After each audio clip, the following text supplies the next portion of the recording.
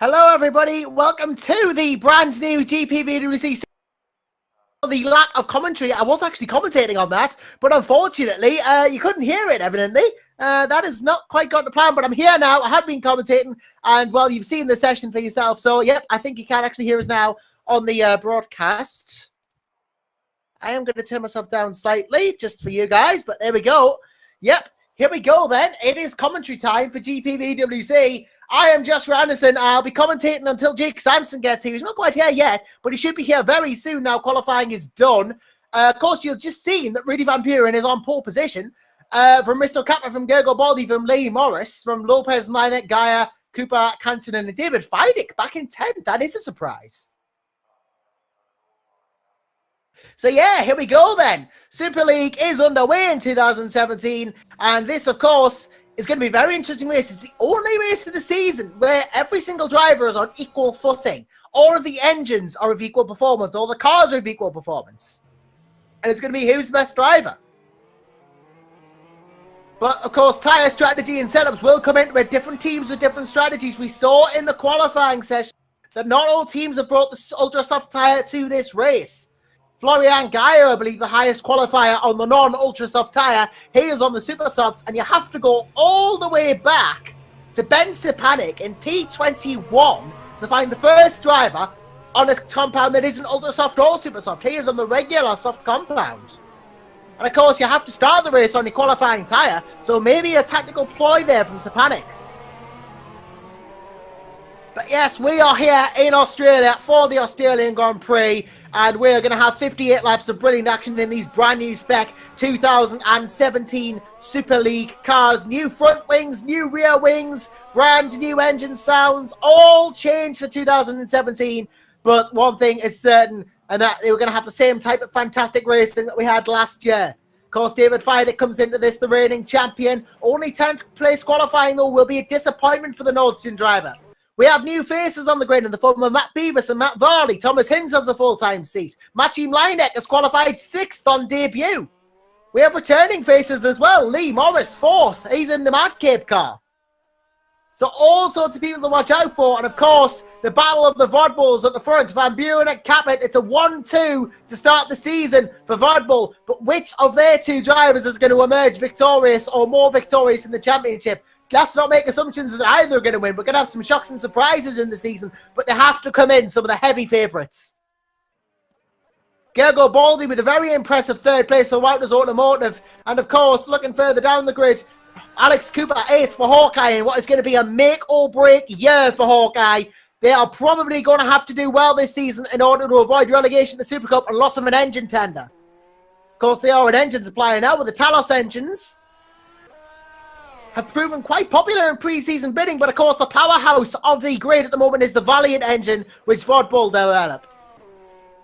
Trinity and Martex have customers this year, with Trinity being powered by Trinity powering Green Stripes Racing and Martex powering the Martex powering the Wouters cars.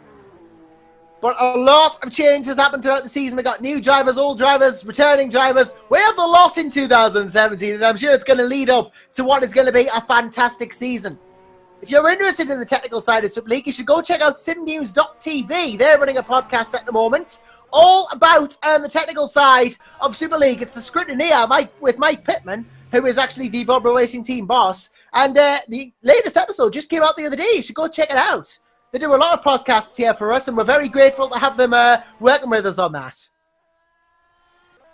Of course, I'm not alone in the commentary booth tonight. Jake Sanson will be joining me, but I'm joined on cameras by Argo Teder, who has very kindly stepped into the cameras for Super League this year, and it is a pleasure to have Argo on board. He does a very good job of them, always making sure that the important stuff is on for you to see. A slight disappointment from qualifying will probably be the performance of Woods Racing. Lewis Redshaw in only 13th place. That will be a surprise. And Thomas Jacobs back in 19th. So not the strongest qualifying for Woods Racing, but hopefully they can get a better result in the race. We know Redshaw is a very good driver in race situations, and he can make the most of opportunities presented to him.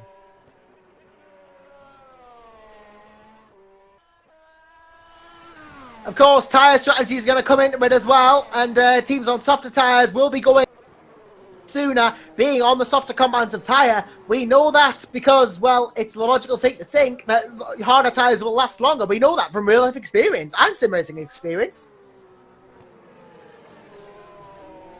Of course, with the new season comes new liveries, and they've come in all sorts of shapes and sizes this year. Of course, we've got the likes of the Storm team. Sometimes, you know, teams like Storm.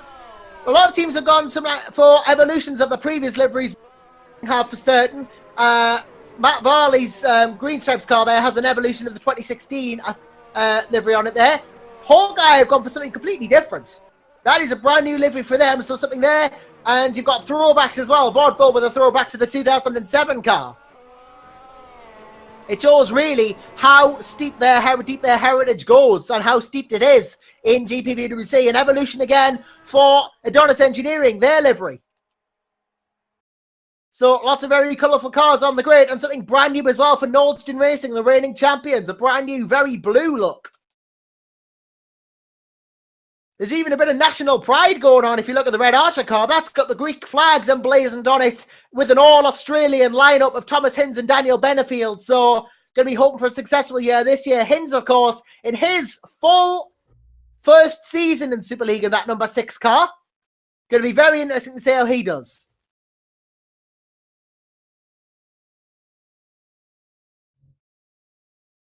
I'm definitely intrigued to see how it goes myself. And I'm sure you're all very intrigued to see how it goes too. I think that's going to be an absolute cracker myself. I think GPVWC have really pushed the board out this year with the Super League mod. It looks amazing. It really drives amazing from personal experience as well. There should be some very competitive racing here.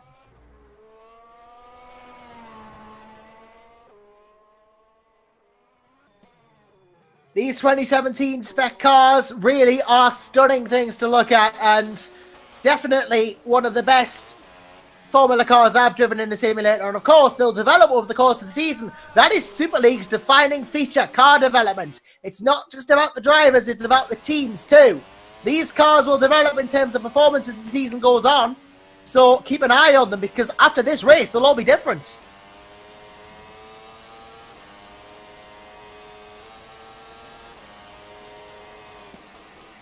So with just 3 minutes and 30 seconds to go until the very first race of the season, we are looking forward to what is going to be a corker of a race. Who's your favourite for the win then? Post in the comments and let me know. And, you know, get involved. We do love you getting involved. All of our brilliant viewers that watch these races, it's always a pleasure to have people watching the GPV. We do get some fantastic racing in it.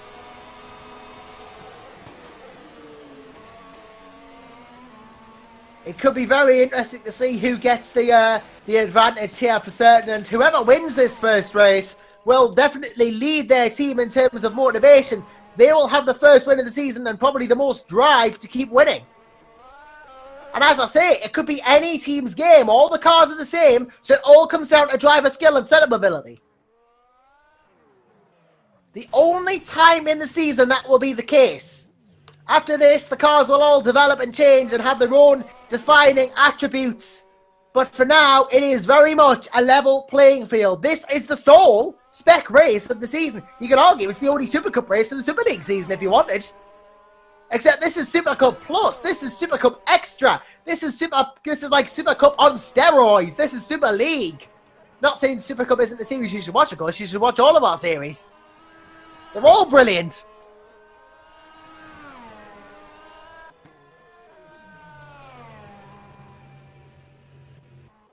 I must say, though, it is an absolute pleasure to be back in the commentary booth. And when I'm joined by Sanson, it will be a pleasure to join him as well. It is a great honour to be back commentating on GPVWC races alongside Downforce Radio, of course, this year, effectively in the form of Jake Sanson. So, something very special. You get the northernness of me and the professionalism of Jake all in one race.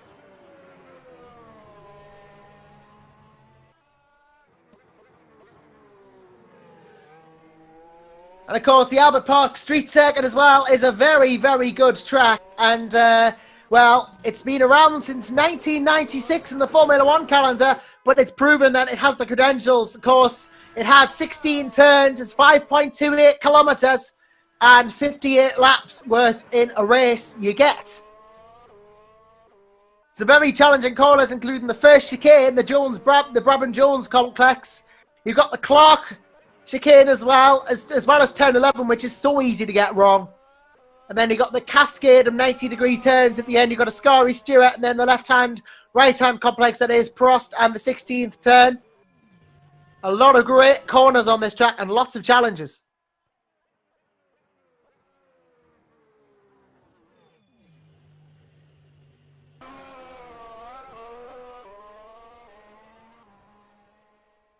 Just 35 seconds to go until the race now. You can feel the excitement, can't you? It's Super League going to kick start in 2017. We are going to be back at it, and we are coming back in style with this race, I think. As we've been saying all week, 2017 does indeed start now in GPVWC Career Ladder. And I think we are in for a brilliant opening race of the season.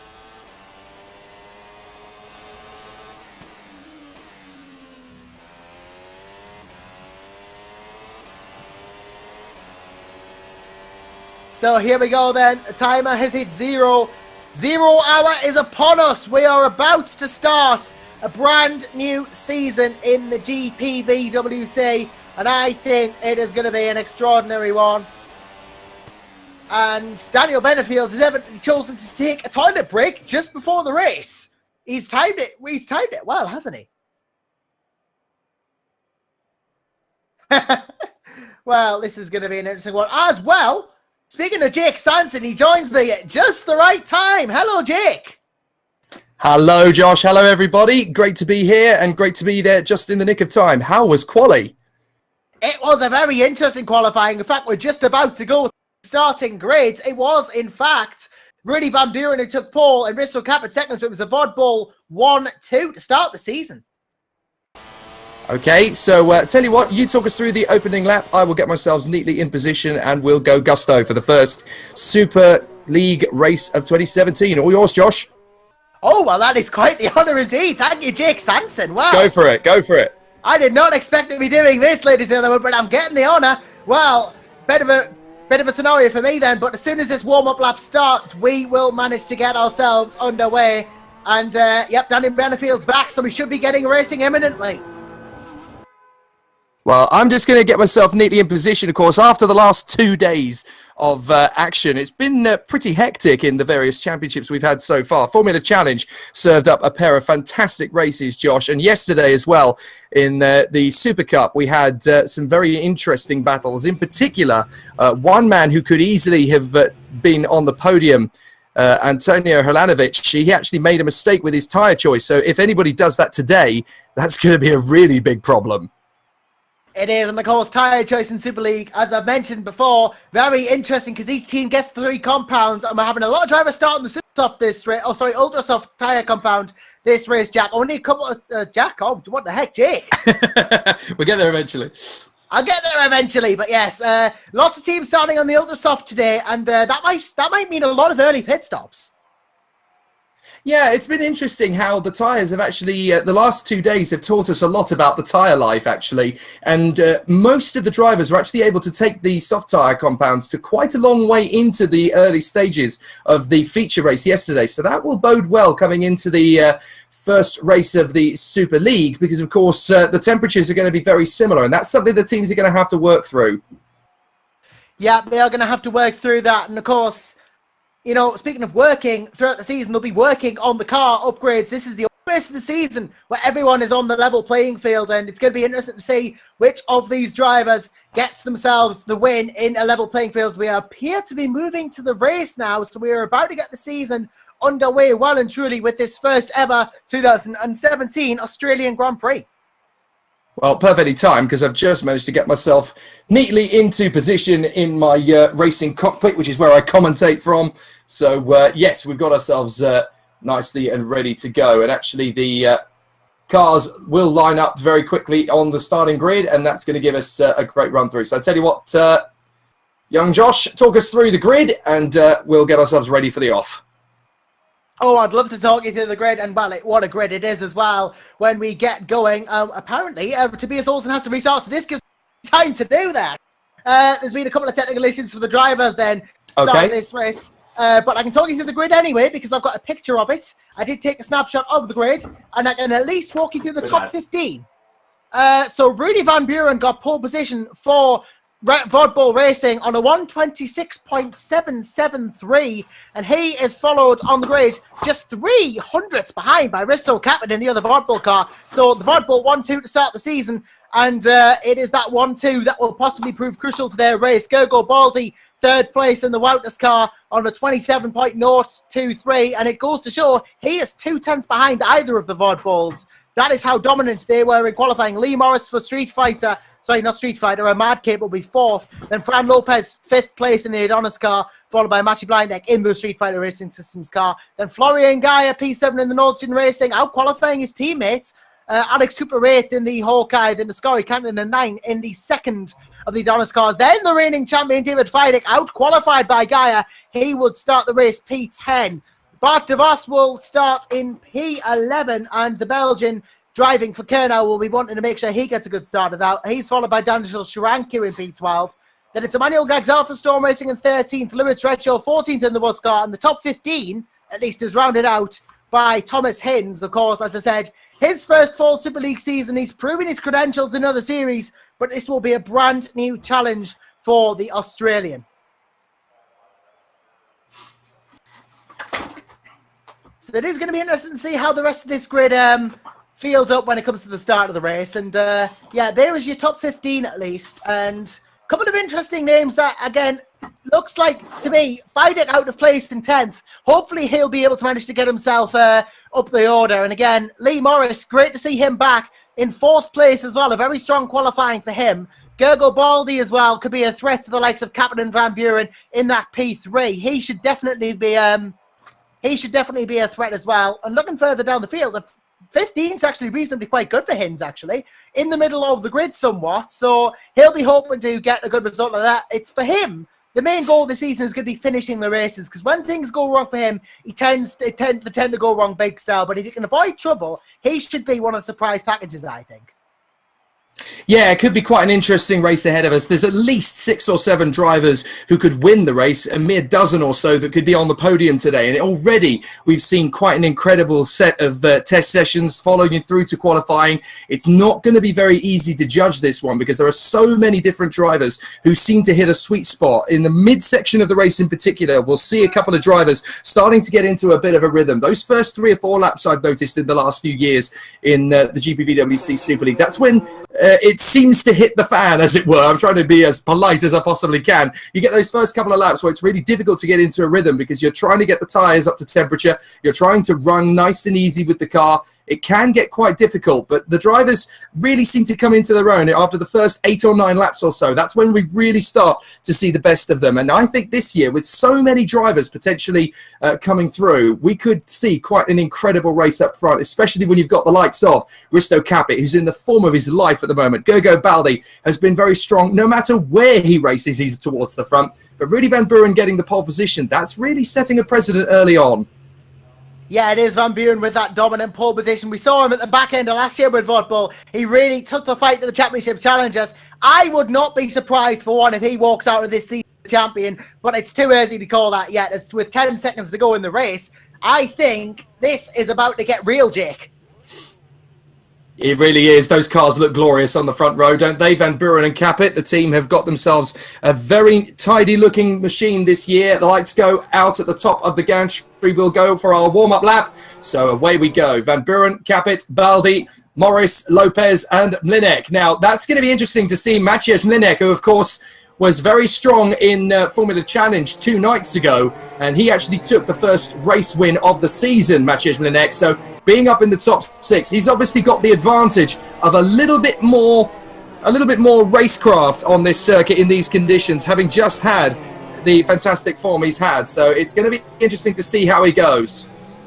It will be Mlinek, a very strong driver. And looking further down the field, we've got the likes of Gaia, Cooper, Canton, and Feidick. Feidick out of place of sorts in 10th place, though we know him as a very, very reliable and consistent driver. Has not finished out at the points in at least the last 50 Super League races he has done. So a very strong candidate for a good position is David Feidick.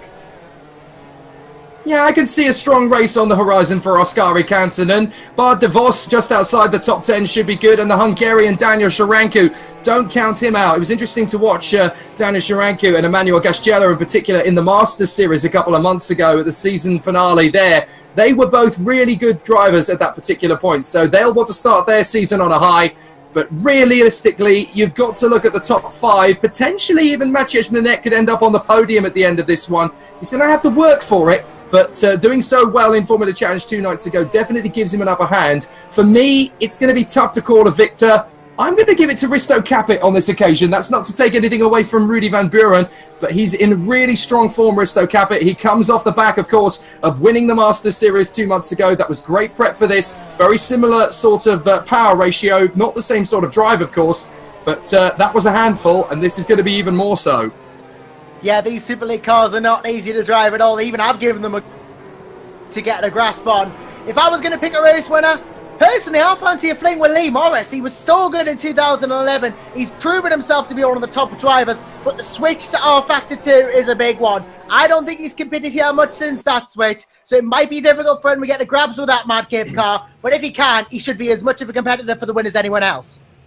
Good shout, not a bad call at all. So the drivers bring their cars back onto the starting grid once again. Van Buren on the right, Capit on the left, from Baldi, Morris, Lopez, Mlinek, Gaia and Cooper, with Kantonen and Fidok lining up the top 10. We're about to get ourselves ready to go with all 24 drivers in position. Oh, the lights are coming on. So we're getting ourselves ready for the start.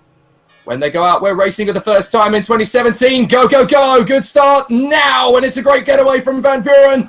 Capet's got an even better one, and then he slightly bogs down towards the first corner. Rudy Van Buren's going to try and hold this to the inside line, and it's already gone. Oh, there's contact behind. Oh, it's terrible, terrible contact behind. Cooper's in the wall, so too is Gaia, and there was one more in there as well. So already pandemonium in the first race, Josh. Yeah, it looked to me that was Cooper who was the one who hit Gaia to me, going back on that. Yeah, Alex Cooper came into turn 1. Oh, he barreled down the inside of 1, clipped the Street Fighter, clipped the Adonis, clipped the Nordgen, and Alex Cooper, that is not the race start he wanted. He's down in 22nd. He is way down the order now, and with these Super League cars in this first couple of laps, he's going to find that very difficult to find it, get my way back up, but Gaia's now last. That is terrible for him as well, but further down the foot, look at Van Buren, he's pulling out a lead already. Well, what a dramatic start then to the 2017 Super Cup season as Rudy Van Buren and Risto Capit take residence at the front of the field. Lee Morris, fantastic start from him to be in 3rd position in front of Fran Lopez. Diego Baldi in 5th. Maciej Mlinek is still there in 6th position. Emmanuel Gasgela has shot straight up into the top 10 as a result of that contact at the first corner. Fidok is there in 8th from Sharanko in 9th, and Adrian McNaughton has brought himself into the top 10 in front of Bart de Vos.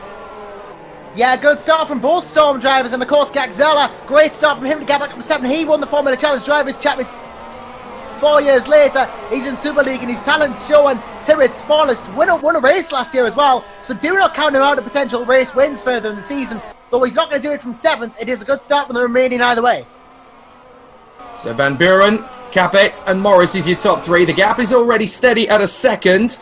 So that's a good starting point. That's where they need to be at the moment, just steadily edging out in front of Lee Morris, who is now 3 seconds back from the race leader Van Buren. Lopez 4th, Baldi, Mlinek, Gasgela, Fidok, Sharanko and McNaughton. Bart de Vos is still there in 11th position ahead of Redshaw, Olsen, Varley, and rounding out the top 15 is Thomas Hintz. So already we've got ourselves a pretty exciting first couple of laps, but it's an absolute howler for the guys at the back. It is not the start they wanted at all. It looks to me like Lopez is making inroads on Morris for the challenge for the podium here. And we know Lopez is a quick driver from last year. If he can start to get a rhythm in, he could challenge Morris here for this P3 as we come around the chicane here. Lopez, of course, we know has come along a long way from his GPVWC debut, but he is catching up to Lee Morris at a decent rate here, and there is no tyre compound difference between the two, so they'll be on similar first stop pit strategies.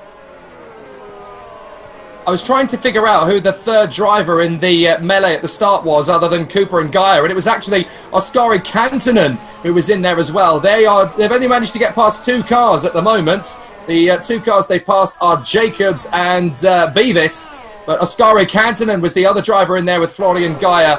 and Cooper. So those are the three drivers working their way through. I'm surprised, actually, they didn't pick up more damage off the start, because they went in a pretty mental pile up there in the first corner, but they managed to get through without too much damage, and all of them have been able to continue on without pitting. Yeah, good that they did. We didn't want to really be seeing many early pit stops. I mean, we're going to get early pit stops anyway because of the soft tyres, but not on like that one. We don't really like to see damage. It's good that they all got away without any major damage that would have caused a pit stop, although, you know, it's helped other people who have really gotten further up the field, and it's hindered the ones who've gone further down. And maybe it's an incident that people will wish didn't happen, but, well, for the likes of Gagzella, it certainly helped them. Certainly has. Now, you've been in this position before, Josh, when you're in the start of a race. The drivers are trying to settle into the rhythm. What are you thinking about at this point? Are you focusing on strategy, or are you just taking corner by corner? My personal first lap sort of instincts are just to try and keep it as clean as possible, to be honest. I just take things as they come. I don't really focus too much. Usually I'm quite good at the start, which is my sort of expertise area. You know, I make a couple of places at the start, then just take the first couple of laps corner by corner. Don't really worry too much about thinking about the long term. I just like to get the start out of the way, then focus on the rest of the race. Well, interestingly, there's only 3 drivers in the field that have actually gone on a different strategy. We've got yellow flags somewhere. So yellow flags have happened somewhere out on the circuit. Can we try and figure out what's happened, Josh? Not sure. Oh, well, the yellow flags have gone back in, though. So I don't think it's caused too much of an issue. Yeah, I think Matt Beavis was slow. I think he may have had a collision with a wall. He's oh, it's Florian Gaia, yes. Yeah, Gaia is... where is Florian Gaia? He's out. Florian Gaia is out of the race. You're right, Josh. So Florian Gaia, having already had that issue at the start of the race, and now it looks as if he has retired from it. That is a disaster for Florian Gaia, who could easily have been one of the drivers fighting for the podium today. But unfortunately, Florian Gaia's race has come to a premature end, and we're only on lap 5. I know, yeah, very quick. Lap 4, sorry. Yeah, lap 4, yeah, that is our factor 2 for you. But yeah, very, very bad start to the season for Gaia and for Norton Racing. They only have that one car of David fighting in the points now, and he's not even in the best position in the world. He's in 8th, so a mid-grade position. This might not be a very good points haul out of race 1 for the reigning team's champions. Yeah, I was just saying before we spotted that incident for Florian Gaia, there's only 3 drivers that have actually gone in a different direction in terms of tyre strategy. Everybody is on the soft compound to start the race, except for 3 men. That is Ben Juvenek, Tom Jacobs, and Ben Horrell. Now, it's interesting, isn't it, Josh, that we've only got 3 drivers who have decided to roll the dice and go a different way. It is, yeah. A lot of drivers deciding to go for qualifying pace in terms of the Ultra Softs, and then stay on that for the... Then obviously there are the super softs to start the race, the ultra softs to start the race. Yeah, a lot interesting that not many drivers have deviated from that. Maybe it's a tactical decision if they don't think they're going to be as quick at the start.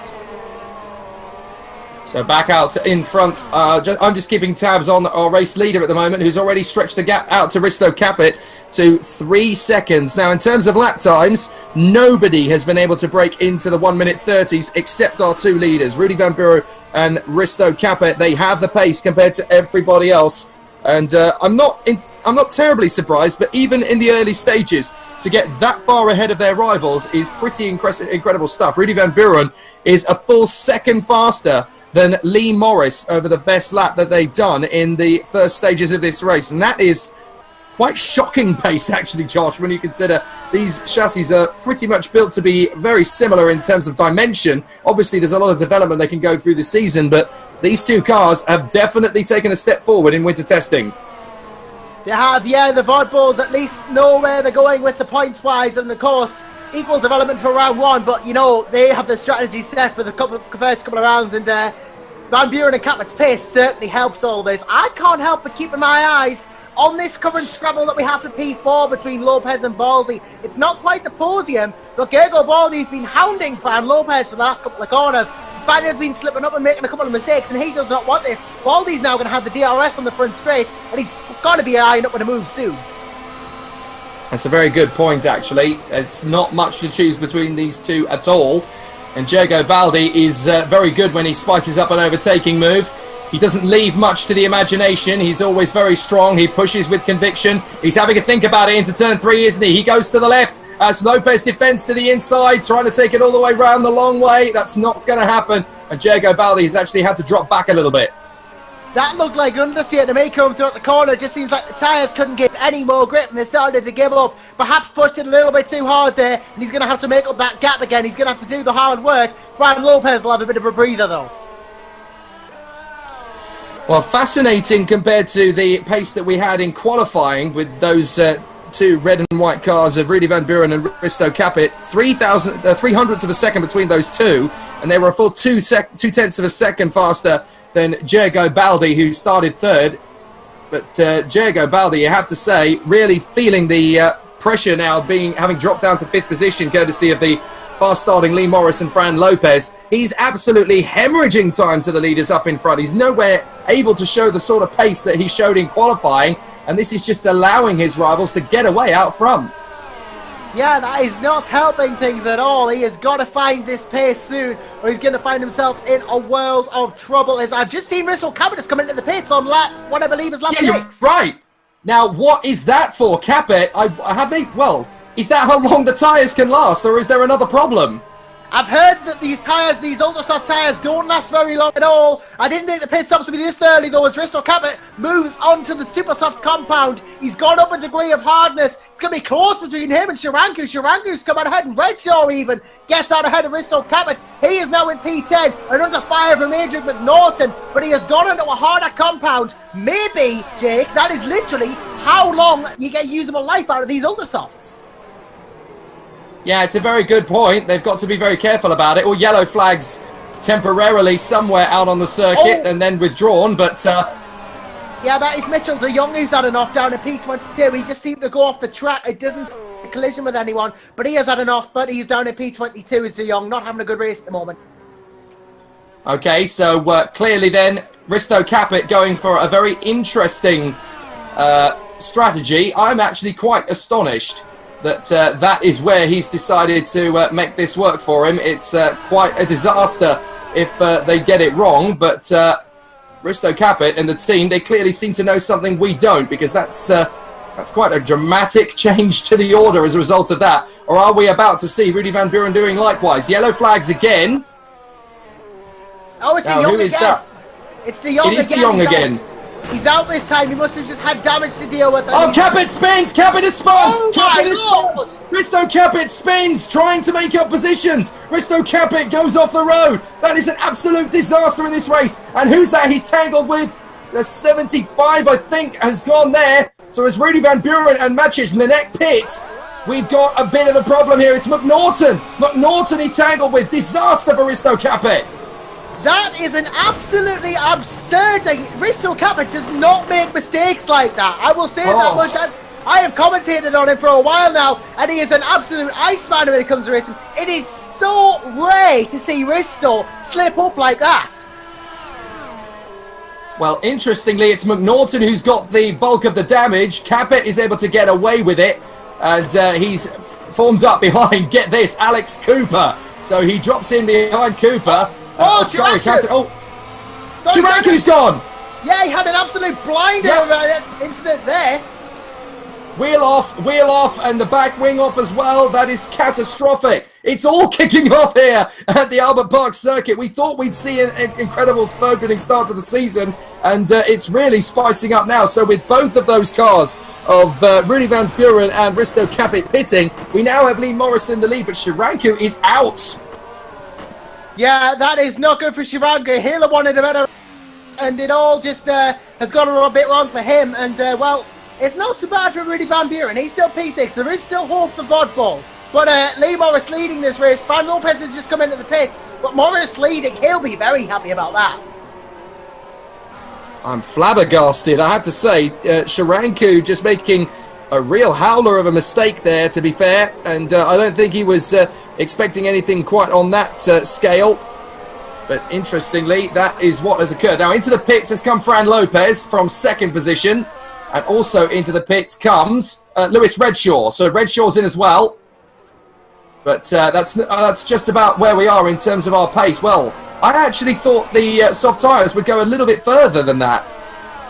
Yeah, the Ultra Soft's not the best tyre on the grid in terms of tyre durability. You can see, if you look closely, the black stripes where the wear is coming in. Bart DeVos is having a tangle here in P10. He's already had an excursion off track, and now he's got a bit of a tangle going around. Cooper, Hins, Capet, all there as we come around these couple. It is a close battle indeed. That is an incredible little tussle going on, and Capet winds up at the front of it. He is not going to be intimidated by the likes of Thomas Hins. Oskari Kantonen trying to get himself in there, and that is Maciej Mlnek, who has also had a pit stop.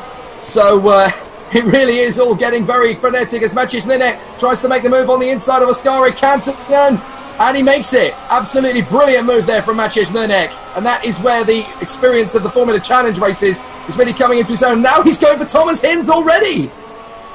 He is, he's gunning for Hins and he's got through. Mlnek is on an absolute storm at this race. What a drive this is from Maciej Mlnek. 2 quick moves. We got 3 wide further up the road. That's going to end messy for somebody. Oh, that was very tight indeed. Aristo Capet's going to pick up a place from it as he goes up the inside of Cooper. Cheers very much, mate. That's another place I've made up. It was Varley getting in there with Bart DeVos and Alex Cooper and Maciej Mlnek. Again, he's made up another place, getting the move there on Cooper. Absolutely magnificent driving from Mlnek. Yeah, I told you he's a bit of a promising one, isn't he? Potentially a dark horse this season. Mlnek obviously has... Look at this, he's catching up to Risto Capet. He wants to take it to the Estonia this race and go for it, I say. Well, I have to say, we do get a few drivers doing more than one series as Risto Capet makes the move on the inside of Varley, has to back down. But Maciej Mlnek, this is starting to count in his favour. He obviously knows the track. He knows what the tyres will do in these scenarios. He knows how to run at the front, but he's also proving to be quite a nifty little battler as they both try and gain ground on Varley. Oh, Mlnek very close under braking. And there was a little bit of a run through. Mlnek is going to try and make a move on Capet. As Capet tries to make the move on Varley. He dives up the inside into turn 9. Capet is going to get there. No, he's not. Brilliant defence from Bart DeVos, but this is going to bring Mlnek in, and Cooper's not done yet. Yeah, this is a brilliant battle between this. All sorts of battling going on. But speaking of battling, Jake, I've just noticed this lead group is closed right up. Morris in the pit. Oh, yes. Yep, Morris in and Van... Oh, we've got a mass disconnect going, I believe. Have we? No, we haven't. Beavis and De Jong have gone. No, actually, that's not... Sorry, I think I might be getting ahead of myself. Right, okay, so Rudy Van Buren is only about a 10th or 2 of a second in front of Diogo Baldi by the look of it. Oh, now the times have updated again. Let's have a double check of what's happening up front. Rudy Van Buren should be our race leader.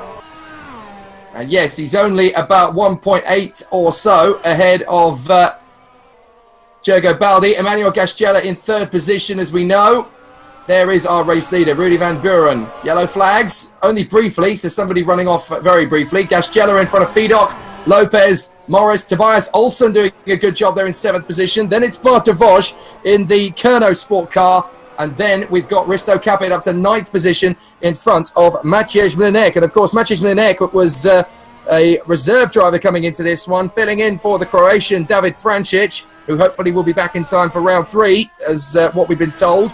But the Street Fighter Racing Systems team, I know they were going to draft in Maciej Mlnek as a sub. He's in danger of giving Francic a run for his money for that seat.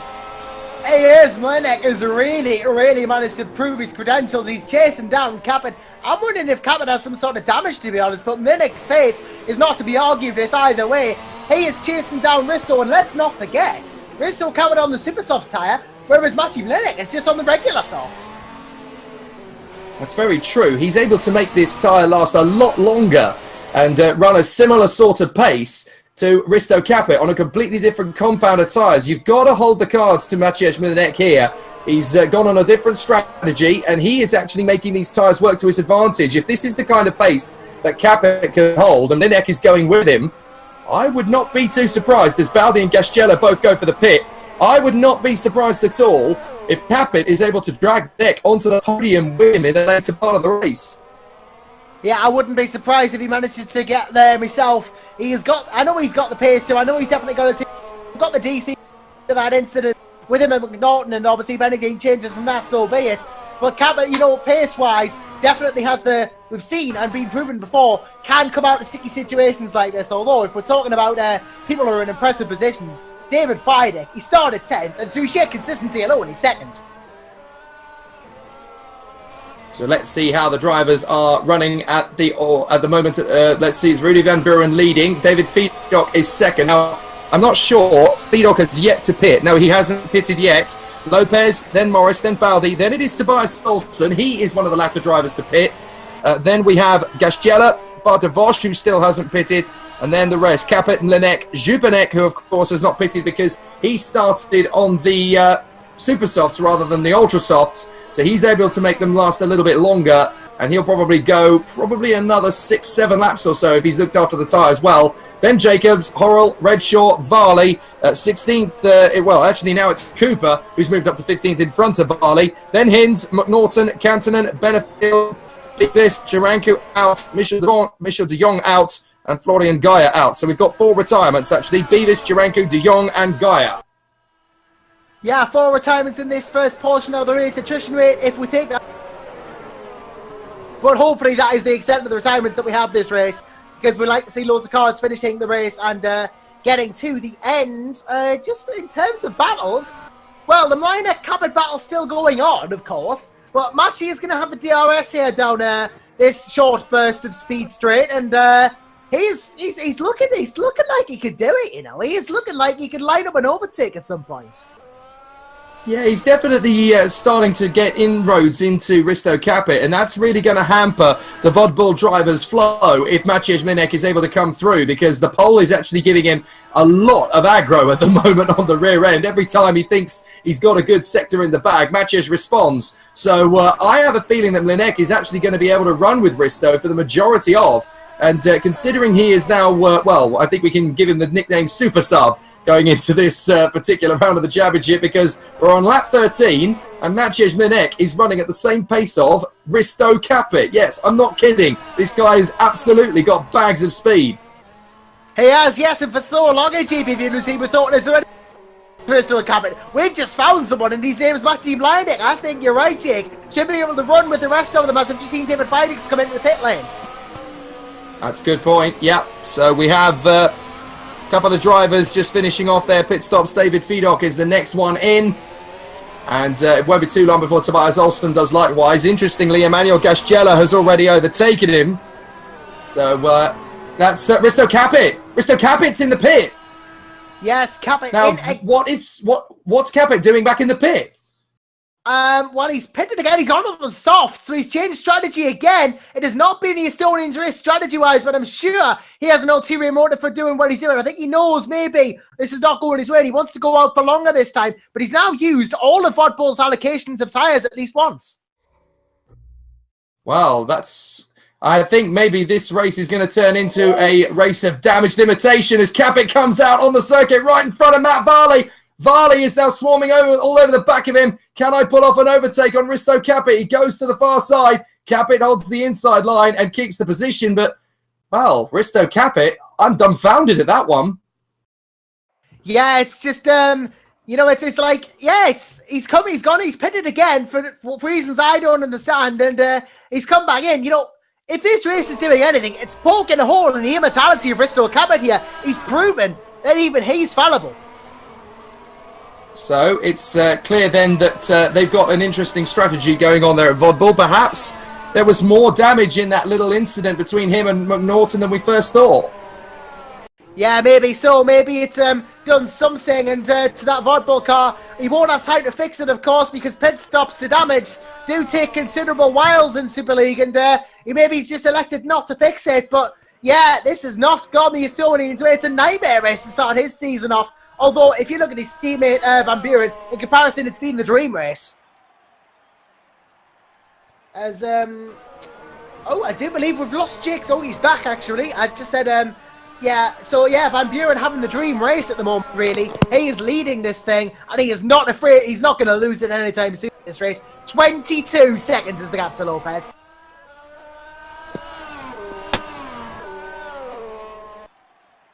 Quite though. Oh, are you back, Jake?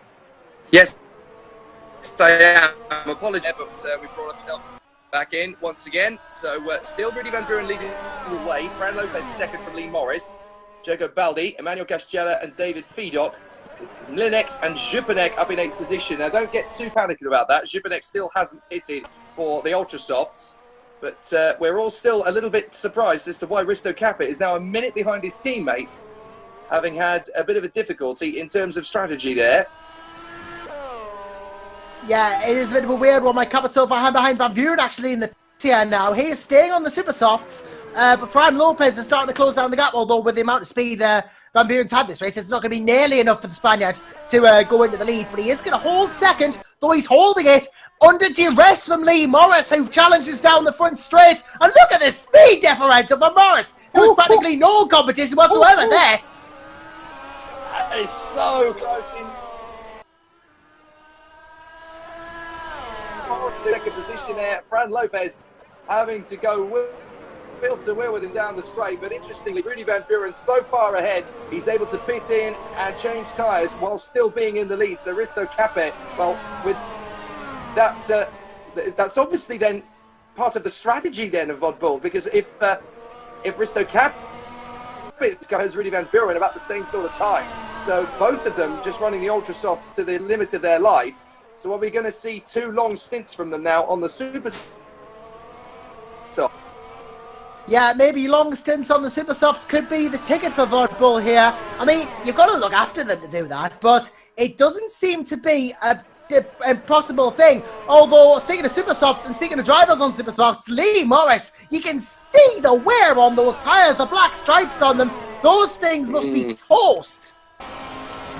Yeah, he's doing well considering actually, but he's trying to now get away from Fran Lopez and make hay while the sun shines, because Jago Baldi is starting Lopez, and this is going to be an interesting little duel between them. If anything, I know Jago Baldi is to go by. Baldi's going to look for an opportunity.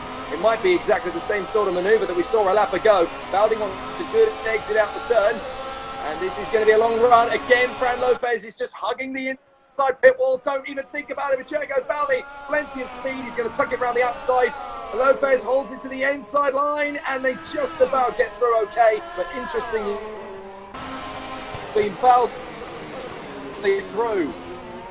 Yeah, Baldi through. That will be absolutely crucial for him. He will want to get as high a position as he can for what is an interestingly, not just interestingly, but crucially important year for them. Didn't have the best of years last year, and of course now they don't have an engine tender anymore. They are customer teams, and they will be needing to work with Martex to get their car up to 100% and into a winning scenario, or a scenario where Baldi is. But he's doing a very good job as the Hungarian at the moment, and that podium could be really important to Wouters. Yeah, I think he's got a chance to get himself back there now, hasn't he? After all of the melee at the start, easy to his advantage. He's been able to put himself past Fran Lopez. I would not be too surprised if we start seeing a string of quick laps now from Jago Baldi as he tries to reel in Lee Morris. That's not to take anything away from Morris. He's actually been very strong indeed in this race. But Jago Baldi is going to start making his move, and it's going to be a pretty quick move to move up onto the back of our man in second place, Lee Morris. Don't forget, of course, that Lee Morris working very hard, and he has been very strong, but already Baldi is, well, the gap is what, 2 seconds at the moment, so it's about stalemate actually, so it might not be so easy.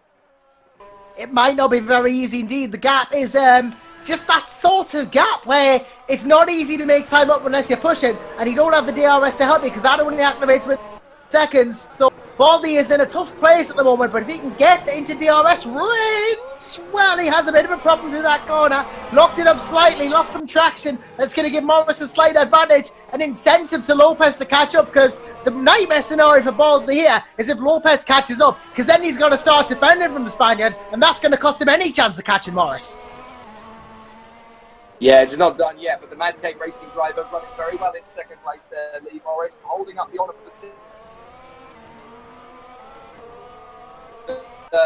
Already out of the race position. We've got another little battle cooking up here. We've got the Romanian Emmanuel Gasgela holding his own in front of David Fedock, the reigning champion, of course, the Nortian Racing team.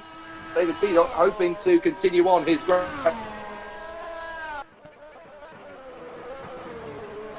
but I has not been higher up the grid. It's that we just haven't quite had the same pace that Vodbull have here at Albert Park. No, they haven't, and Vodbull really have been the dominant, the dominant ones in terms of pace here today, and Van Buren proving that with his 11.6 second lead. And if the likes of Morris and Baldy are going to catch up, they're going to have to find something that they currently do not have, because it is not going their way at the 1/3 stage mark of this race. Interesting then that the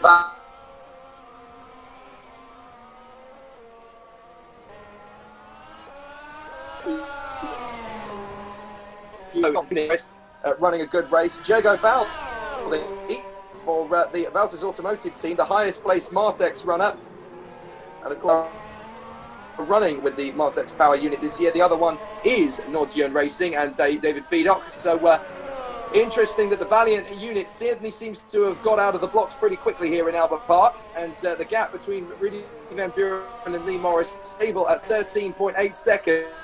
But even with those two pit stops that the boys at Vod will have 2 pit stops, I should point out. But Rudy Van Buren, despite having made a second stop, is still, 14 seconds ahead of Lee Morris. That is quite astonishing.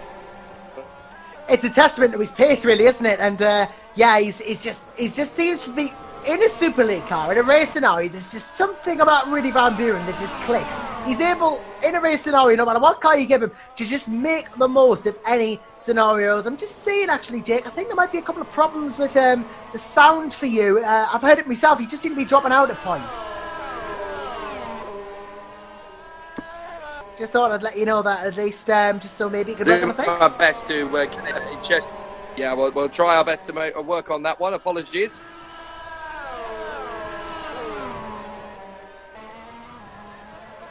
As I think we have just lost Jake again, unfortunately. Well, he's back again. He has rejoined us. Yep, that's happened again, but yeah, that's fine. That's fair enough. He is back with us, and that's what's important. Oh, look at this. David Feidek all of a sudden has found himself in the battle with the man who gets out for P5. Yeah, absolutely. The battle is definitely getting interesting between these two. Gaschella and Feedock, only half a second between them, and both are trying to make headway. So can Feedock make the move on Emmanuel Gaschella, the Romanian?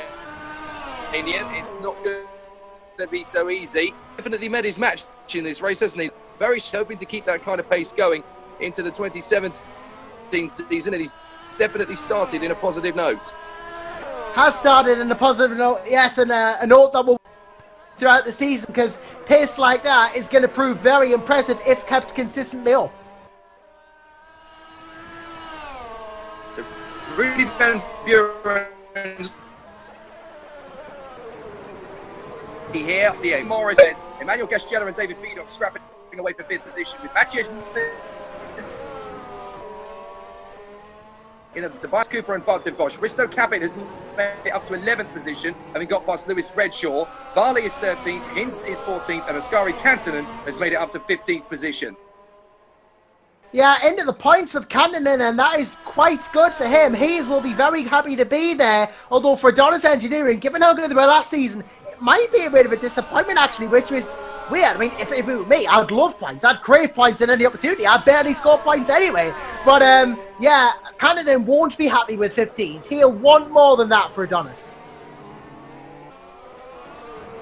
Absolutely, and of course he was meant to be, he was down as a reserve driver for this race, so again, taking the place of Lauren Heinrich in the last couple of weeks. That decision was made. So Fran Lopez and Ascari Kantonen, that's not a bad team, actually, with those two. More outings, he'll definitely have the opportunity to prove he's consistent. Kantonen is getting the battle going on between those two as Feedock and Gaschella are now reeling in Fran Lopez. They're almost working like kart racers at the moment to work together to push themselves towards Fran Lopez. This is where the ultimate pace is going to drag them into a battle for 4th position, never mind 5th. Yeah, this could be interesting to see here, and they are working with each other, it seems, to get up to Lopez, and it's worked. Because look at that, Gaxella's just reeling him in. They're remaining with the fishing line, trying to reel in the Spaniard, trying to land a big hit and a win and get himself into this P4 and win this battle. And the Feidek behind is in prime position to capitalise if anything goes awry between these two. Superb. It is now a 3-1 fight, and no matter what Gasgela does, now into the pits comes Lopez. Now that is probably perfectly timed actually for Fran Lopez. He couldn't really afford to get himself into a dice with Gasgela and Fedock and risk losing time or even damaging the car. So he's decided to make the move into the pits, and that is pretty spot on. Into the pits as well behind comes Maciej Mlinek. Yeah, Lopez electing to stay on the soft tyre. Mlinek, I do believe, not changing compound at the moment, either of these drivers. And well, Lopez with a fresh set of softs is going to have a renewed drive to try and get back ahead of these, try and get back into the battle. But as I think Jake absolutely right, did not want to get embroiled into a battle with these two at all. That would have just hurt his tyres even more. So with Van Buren out in front, Morris second and Baldi third, we are starting to get the second round of pit stops for the rest of the drivers. And the first one to blink, as we know, is Fran Lopez, although Maciej Mlinek went in as well. So where has Mlinek filtered out? He's actually just behind Risto Capet. Now that is interesting because, of course, we know that Maciej Mlinek and Risto Capet were actually working very much in sync in terms of their ultimate pace. So let's see how that continues on over the next few laps, because if Mlinek is able to run again with Risto Capet, and that's definitely going to play into the latter's advantage. This is going to be a bit of an awkward one for Blindnet though, because he's battling Capet, but directly ahead of Capet, we've got the battle between DeVos and Cooper. So these two could come into Capet's reach anytime soon. As I see Lee Morris is pitted now. He is in the pits and he's on the super softs now. So staying on the same tyre as he was before as he's exiting the pits now. Fran Lopez not going to be close enough to capitalise. Morris should come out fifth. So just keeping an eye on the Cooper, DeVos, Capet, Mlinek train that is slowly forming as they are around turn 15 at the moment. Risto Capet trying to reel these two in. Cooper and DeVos, if he's careful and he times it right, he might be able to nip up the inside of both of them. But that just shows you that little moment there with the incident in the early stages for Risto Capet and Adrian McNaughton filtering out into the wrong part of the road. That has really cost Risto Capet dear in terms of his race. He's still about a minute behind his teammate Rudy Van Buren. Yeah, he is quite a way back still. He's got plenty of ground to make up, but I don't think it's going to be, regardless of how talented he is. That start of the race, the incidents at the start happened more than any sort of make-up thing could be, and that's the worst time really to have an incident at the start. Incidents are a lot less of a problem if you have them at the end of a race, when you've probably got more gaps to the people behind you than at the start when time is harder to make up. And those incidents at the start will have hurt Capet, although, speaking of... Again! Well, that's the third time! Risto obviously knows something I don't yet then, because he's pitted loads of times. He's gone under the softs again, and well, he doesn't want to be pitting this long on these tires. You know, he doesn't want to be pitting for that long, that many times on these tires. He's on the verge of dropping out of the points. He's got Benefield behind. He really does. Now, this is a big shock to the city. Is this actually their tyre pace? Is this their strategy? They were going to do three pit stops at this point anyway. If so, that means we should see Rudy Van Buren making a pit stop any minute now. But I'm shocked at this. Risto Capet coming in for a third time. That is baffling. It's like we're in Bizarro world. Capet on the verge of being dropped out of the points. Never mind not being... well, Benefield is dropping behind now, but you'd expect Capet to be at the front, except he's at the back. It's like opposite day in GPVWC Superleague. Really is. I was just going to say, actually, that Risto Capet...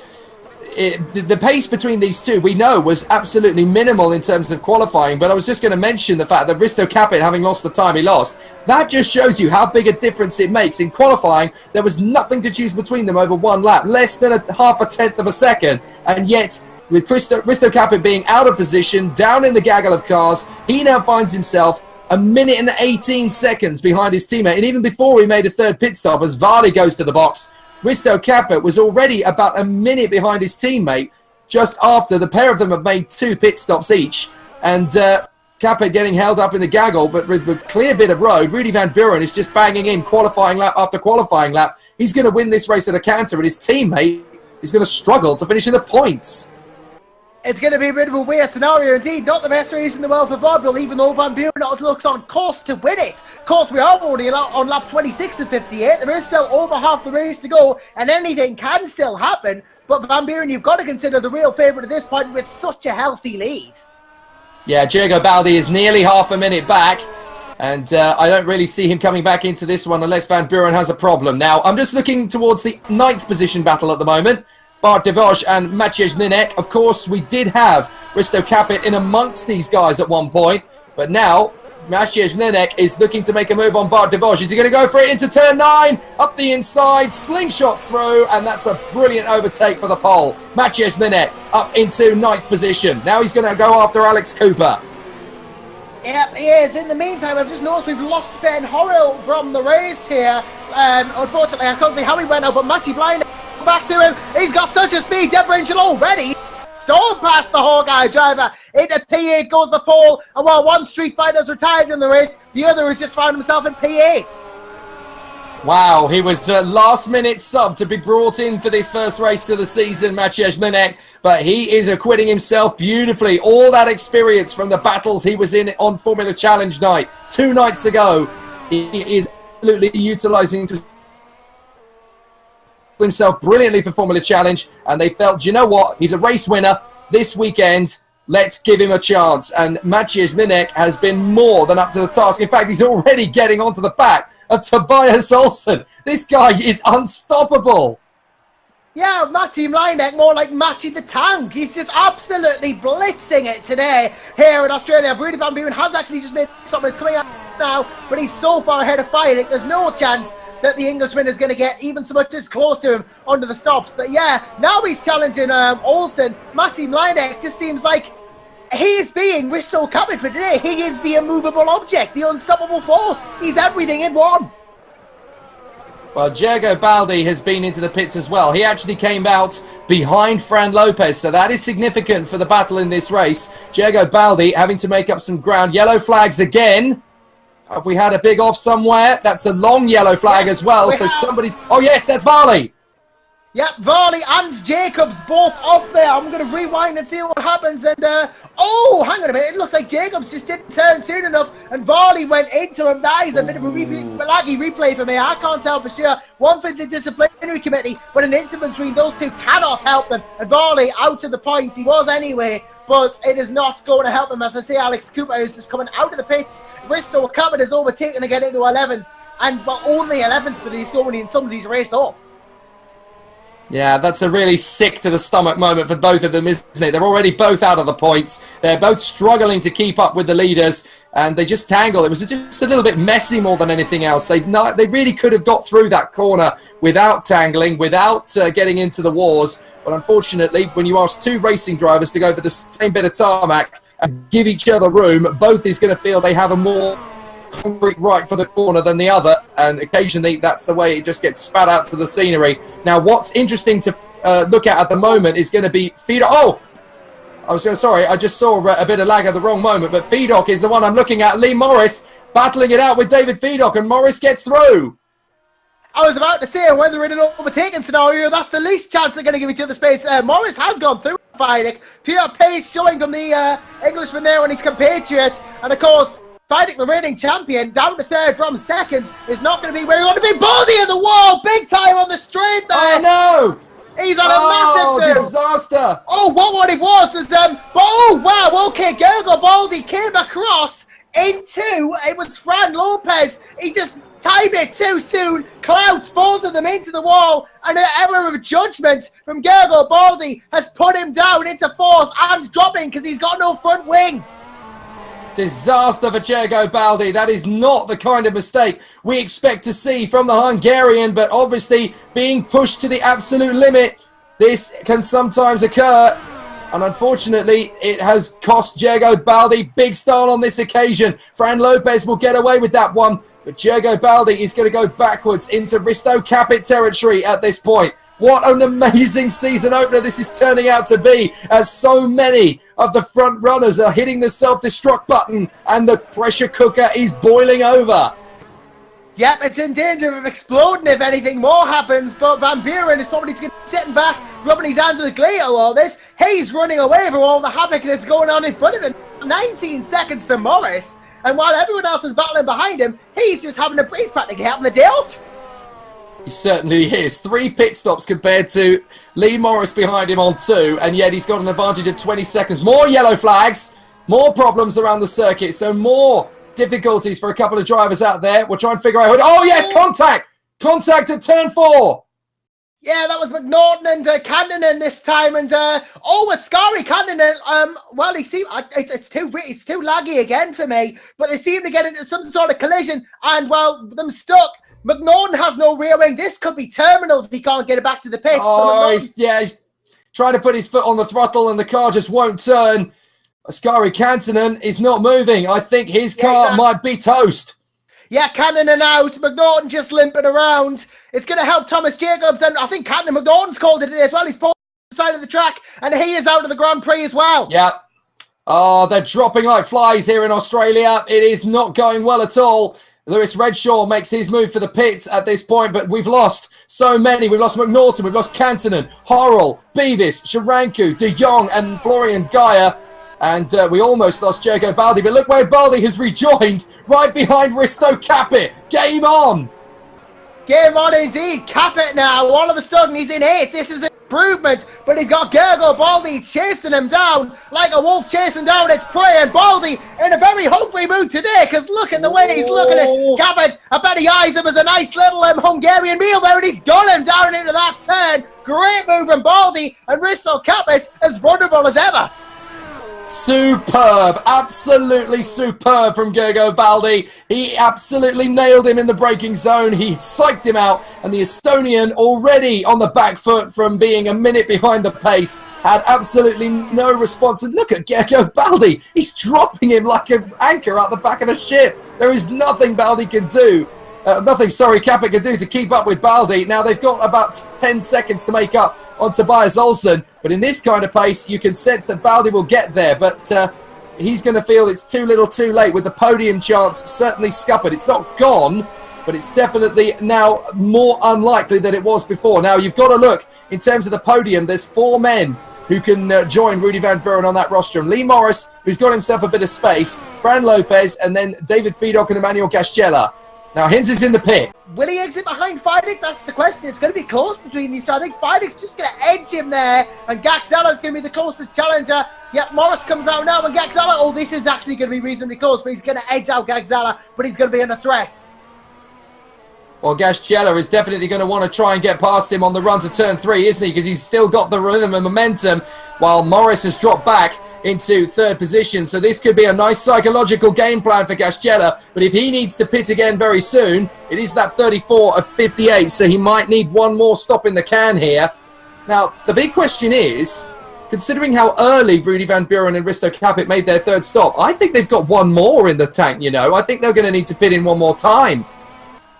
Perhaps so. They might need to pit once more, but you can't argue Van Buren doesn't have the gap to pit. You know, he's got 41 seconds over Fedock. He is practically, you know, he's half a lap ahead, and that is just the gap he has by driving so quickly and doing such a good job out on track. That is how much of a gap he has, and he can probably afford 2 pit stops in that. It's a very good point, actually, and Fedock's going to need to make one more, of course, as well. So, Rudy Van Buren could easily make a pit stop, change the front nose cone, have a cup of coffee, some quick tagliatelle, get back on the road and still be leading this race. He's that far ahead. Fedock, 42.8 or so seconds back. Lee Morris having rejoined from his pit stop. He did not let, that's crucial, he did not let Emmanuel Gascella get that close to him, and that is really where the pace is going to tell. So he's made good use of the advantages that he had. So now he finds himself in prime position. Now we've got yellows again. Who is that that's gone on this occasion? Don't tell me we've got another in the wars. Oh, the boss. The boss has just retired. It is the boss. That may have just been it, actually. He just seemed to have stopped. He just pulled over and stopped for some reason. Maybe it was we've seen similar things before. Maybe some sort of a hardware failure for him. Maybe his wheel disconnected or something like that. That has caused DNFs before. But DeVos, very strange retirement, and now that means we only have 16 runners and riders as Capit in again. Yeah, here we go. This is what I was saying. Risto Capit and Rudy Van Buren. I can predict that Rudy Van Buren will probably be within the next 2 laps. So they've decided to force stop in this race, clearly. But Risto Capit, I'm surprised. He has just fallen off the pace. He allowed Beldy to get past. He allowed Cooper to get past. And how about that? Capit rejoins behind his teammate. He's a lap down. How times have changed since qualifying. Oh, how the mighty fall indeed. Risto Capit in the back end of the last season, he would have argued he was the race winner. Now he's a lap down his own teammate. I mean, this is out of sorts for Capit. I'm sure by the next race, he'll be back to usual form. But a blip in the system for the Estonian, definitely. This is not where he's used to being. And he'll have a lot of things on his mind. Whereas compared to Ruud Van Buren, all he'll be probably thinking about is, what am I going to have to eat after this race? Well, what the excuse is going to be interesting at the end of this one. What Risto Capit is going to put this lack of pace down to. I've heard all sorts of racing driver excuses up and down the pit lanes of Great Britain and Europe in the last few years. Through my work for Eurosport and Motors TV, I've heard, the tyres were off. I had a handling issue. There was a misfire. I've even had one driver say the track was in the wrong place, trying desperately to clutch at straws. But yeah, I'm surprised that Risto Capit has fallen this far down the order based on, what, 1 spin? No, he hasn't lost just 1 spin in terms of time. He's lost a lot of time. I wonder what's actually happened to his race strategy. Yeah, maybe that spin and that incident probably affected his strategy, and then it's just all got a bit more like a butterfly effect from there. One thing's caused the next, and it's all just been a torrent of absolutely not good for Risto Capit. And you want to forget this race as soon as he can, because, well, you want to get on with the rest of the season, and I'm sure that he'll be a very good job at doing that. So with Van Buren leading, David Fedock in second, Lee Morris third from Gasgela, Maciej Mlinek, Fran Lopez, Diego Baldi, Alex Cooper, Tobias Olsen and Lewis Redshaw. Redshaw has been lapped, so that means that the entire field up as far as 7th position, 7th, 8th position. I think Olsen at the moment the final car that's on the lead lap. Yes, I think you might be right. Yeah, Olsen is 1 minute and 27 at the last split behind Van Buren, so he will be the final car, but not by much, because Van Buren just coming into the, he's just coming around into 9 and 10 through Clark now, and Olsen is just, Tobias Olsen is just not that far ahead at all.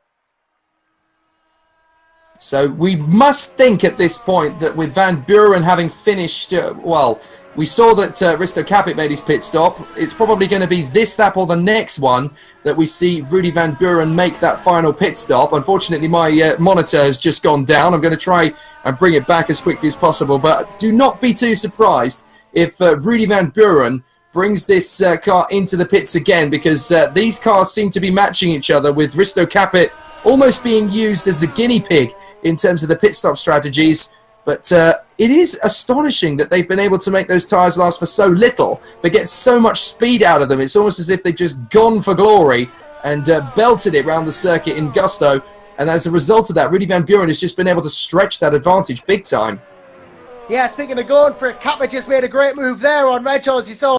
And, well, he just went on the straight, fair enough. But maybe Capit is just going maximum attack on those tyres. He knows he has to get as much speed out as he can. It is the effectively the middle compound of the lot here, effectively the medium, even though it's the soft. And Capit must just be pushing at the absolute maximum to get the, well, more speed out of it at the cost of tyre life. I mean, if he was on the ultra softs, he'd have probably done like 7 stops. So into the pits has come Tom Jacobs. He's the latest to see pit road. Rudy Van Buren running well in front of his teammate still, Risto Capit, who runs 10th position and a lap down. Lee Morris running second, as we know. Fedock is not actually that far away from him. That's important because, by my math, obviously Morris has made 3 pit stops. Fedock has made 2, so he needs to find as much time as he can possibly get to get onto the back of Lee Morris, so it might not be too long before Fedock starts to make an attack.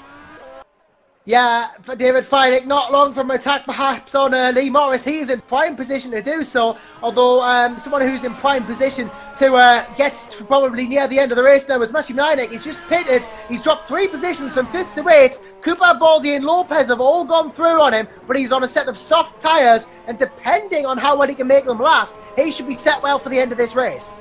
Van Buren on pit road for what is probably going to be the last time in this race with exactly 21 laps to go.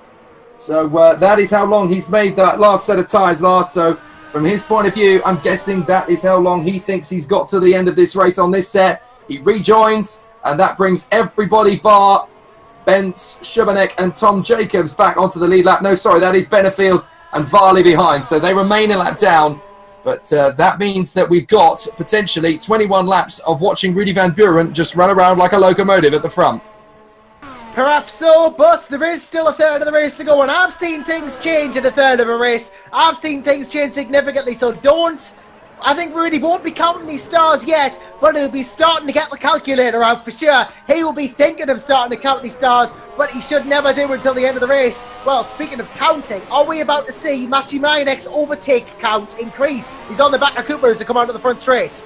He certainly is, and we know how good he can be off this final turn. He's going to try and get a good run. He has got a good run. Down the straight, this could be plain sailing. Before they even get to the line, he's in front. Goodness me, that car is just monstrous in a straight line, Josh. It's almost as if whoever's alongside him is standing still. Yeah, it's just like almost like pretty much, yeah, the speed differential is incredible. DRS this year seems to be extremely effective. Did I just see Matty Ryan get a bit of understeer there? I think he did. Honest. Yeah, even he's starting to feel the pressure. And Alex Cooper, not a driver you ever want to take lightly. He has had some great results in his time, and he knows just as well as anyone if Matty Ryan does not give it 100%, he'll be there to reap the rewards. But, you know, he may be in 7th, but he's not home yet. No, he's not. And actually, both of these guys have made 3 pit stops. Well, no, Alex Cooper has not. Alex Cooper has made 2 stops. Mlinek is on 3, so you can almost estimate it might not be too long before he starts to make another bid for it. Yeah, you could argue that. Indeed, he's made those tyres last really well on that soft strategy for Hawkeye. Obviously a bit different to the super soft city sort of setup that Rudy Van Buren has going on. To be honest, I think the soft tyres were pretty much a novelty choice for Vodbull with the way Van Buren's used his. But I guess that's, if they think it's the fastest way of doing it, that can just be how it goes. But yeah, to do that well and still be on the soft tyres is always a good thing. And it means he's going to get more life out of them. I'll tell you what, if this is the kind of action we get from GPVWC Super League this year when it's dry, imagine when the rain comes down, because these guys are absolutely together all over the circuit. In fact, we've got ourselves a little bit of a battle cooking up for 9th position between Tobias Olsson and Risto Capit, who's gaining traction once again. So that could be interesting. Is there going to be a little bit more of a battle to go for? Perhaps so. I mean, Capit, we already know that he's out of places, but the speed he's showing is promising, and he could quite well get himself in a position where he could attack Tobias Olsson. Although that said, if he pits again, it's going to put the doubles on that. And honestly, I'd rate the chances of that likely, because he has gotten through those tyres faster than I get through packets of crisps. Absolutely right. So Tobias Olsson hanging on to this position. Risto Capit, fourth pit stop already happened. So this is his 5th stint. There's not many people that can say that over the course of a Super League race, but clearly that is the strategy these guys have gone for. Risto Capit finds himself 1 minute and 18 seconds off the pace of the race leader. That is astonishing when they're in the same equipment, but that just gives you an idea of how being down the order can hamper your race. Now, we've got a bit of a solidarity for 2nd place now. Morris is 5 seconds ahead of Fedok, who is 5 seconds ahead of Gasgela, who is 14 ahead of Fran Lopez. Baldi is about 10 in there, but now Baldi's got some pressure from guess who? Yep, Matches Minek. He's going to go for it down to turn 1. Yeah, and well, you see, he's got it done before practically even getting the DRS so effective on this 2017 machinery. It's just like, you hit the DRS button, you got an instant overtake, especially if your name's Maciej Mlejnek and you're from Poland. Give that man a lollipop. He's pulled off more overtakes in one race than everybody else put together. And Maciej Mlejnek is just storming around this racetrack. That just gives you an idea as well of how much of an advantage racing earlier in the week can give you going into this race. He's the super sub replacing David Francic. And here he is in 6th position, just under a minute away from the race leader. But he is, he's a good 20 seconds up the road, isn't he, from Risto Capit? Similar driver, similar pace, but he's caught and found Jogo Baldi and just left him for dead. This is a great drive from Maciej. He's done an absolute stunner in this race, and well, if I would, I know we're only 71% of the race, but if anyone was going to be my driver of the day, it would have to be him on his Super League debut. He's just stunned the rest of the field, and in equal machinery, he's proven himself to be one of the best drivers. Of course, if that Street Fighter car does not receive the development that Mlynek will need to stay at the front, we might see him drop down the order as the season progresses. But at least in equal machinery, he's definitely making a solid case for himself. I quite agree. Maciej Mlynek, definitely the top driver from this race. He has just shown pace and flair that we didn't even know existed from him. He was strong in Formula Challenge, but then we could have really expected that because he's no slouch as a racer, and he came to Formula Challenge to win that championship. He came in the first race and ran away with it at a canter. But to come in as a rookie in Formula Challenge, the power difference is completely different. It's such a staggering change. But Mlynek has come in and driven like he's been racing in this season, in this championship for 2 or 3 years. He knows nothing of novice in this particular race. And I have to agree with you, of all the drivers, he stands out as my driver of the day thus far. Of course, we still have 17 laps to go, so there is still time for things to change. But Rudy Van Buren is now 28 seconds ahead of Morris. Vidok is actually closing in on him a little bit, but I would not be too surprised if Vidok and Gaschella have to make another pit stop. Yep, this race not over yet, and pit stops could still happen. And of course, as well, you say, maybe it's arguably that they are going to make that extra stop. Maybe at the end of the race they'll just go into a softer compound, because they've ran those softs for quite a while with Gagzella and Vidok. Maybe they will want to move on to a softer compound for the final sprint. But, you know, when the gap to that is Rudy Van Buren is so much, as he's about to lap Lewis Redjaw here, when the gap is that big, it's practically no point. Just keeping an eye on lap times on the timing screens here on GPVWC.com. Interestingly, Rudy Van Buren's best lap time is a 1:29.6. He's the only driver to do a sub-90-second lap here. The next quickest driver on the road is actually Lee Morris. He's done a 1:30.539. We haven't really spoken enough of Lee Morris in this race for my liking. He's done a cracking job considering, you know, he's there in second position. He's gone on with the job very quietly. Other drivers have lost their nerve and lost their heads as Alex Cooper makes his pit stop. But Lee Morris has been very mature, very calm. He's taken solidarity from his position. He's never really let himself get flustered. He's just been metronomic. He's just drilled in lap after lap after lap, and he's strung it all together. This is a great job from the Mad Cape driver. Let's not forget, of course, Lee Morris is only a recent addition, a recent signing to this team. So it's great to see that Lee Morris has actually acquitted himself very well. Yeah, it is great to see he's managed to get himself in such a good position. Morris, as we know, no stranger to Super League, a constant challenger back in 2011, and he only lost that one to Joe Consiglio, you could argue, because of that fact his car couldn't be developed anymore because the Drake team just didn't have the finances. But the switch to R-Factor 2 has gone very smoothly for Morris, and I would not be surprised if we saw him maybe sign for another team if they had driver issues, because he has proven in equal machinery he is up there with the best of them. Yeah, and obviously we're going to start to see if Oddball Racing can utilise this first race of the season when everything is equal to push on and gain a little bit more ground. It's going to be up to everybody else to see if they can storm the Crows. But that's not to say that this is going to be one-way traffic for Oddball this year. We look at the drivers that are not far behind. We've got the likes of David Vidok, who is no stranger to running for a championship bid. Of course, he is the reigning champion, and he will want to continue to develop. He's very good at finding development in the car. He's able to work with it. He's very consistent. He's very smooth, very fluid, and that's exactly what you need to have over the course of an entire season. So David Vidok definitely in with a shout. I'm impressed as well with the Romanian today, Emmanuel Gaschella. He's been very strong over the course of this race. Again, when other people have made mistakes, he's just gone on with the job. He's not really got himself into danger or into any opportunities where Fret or Woe can get on top of him.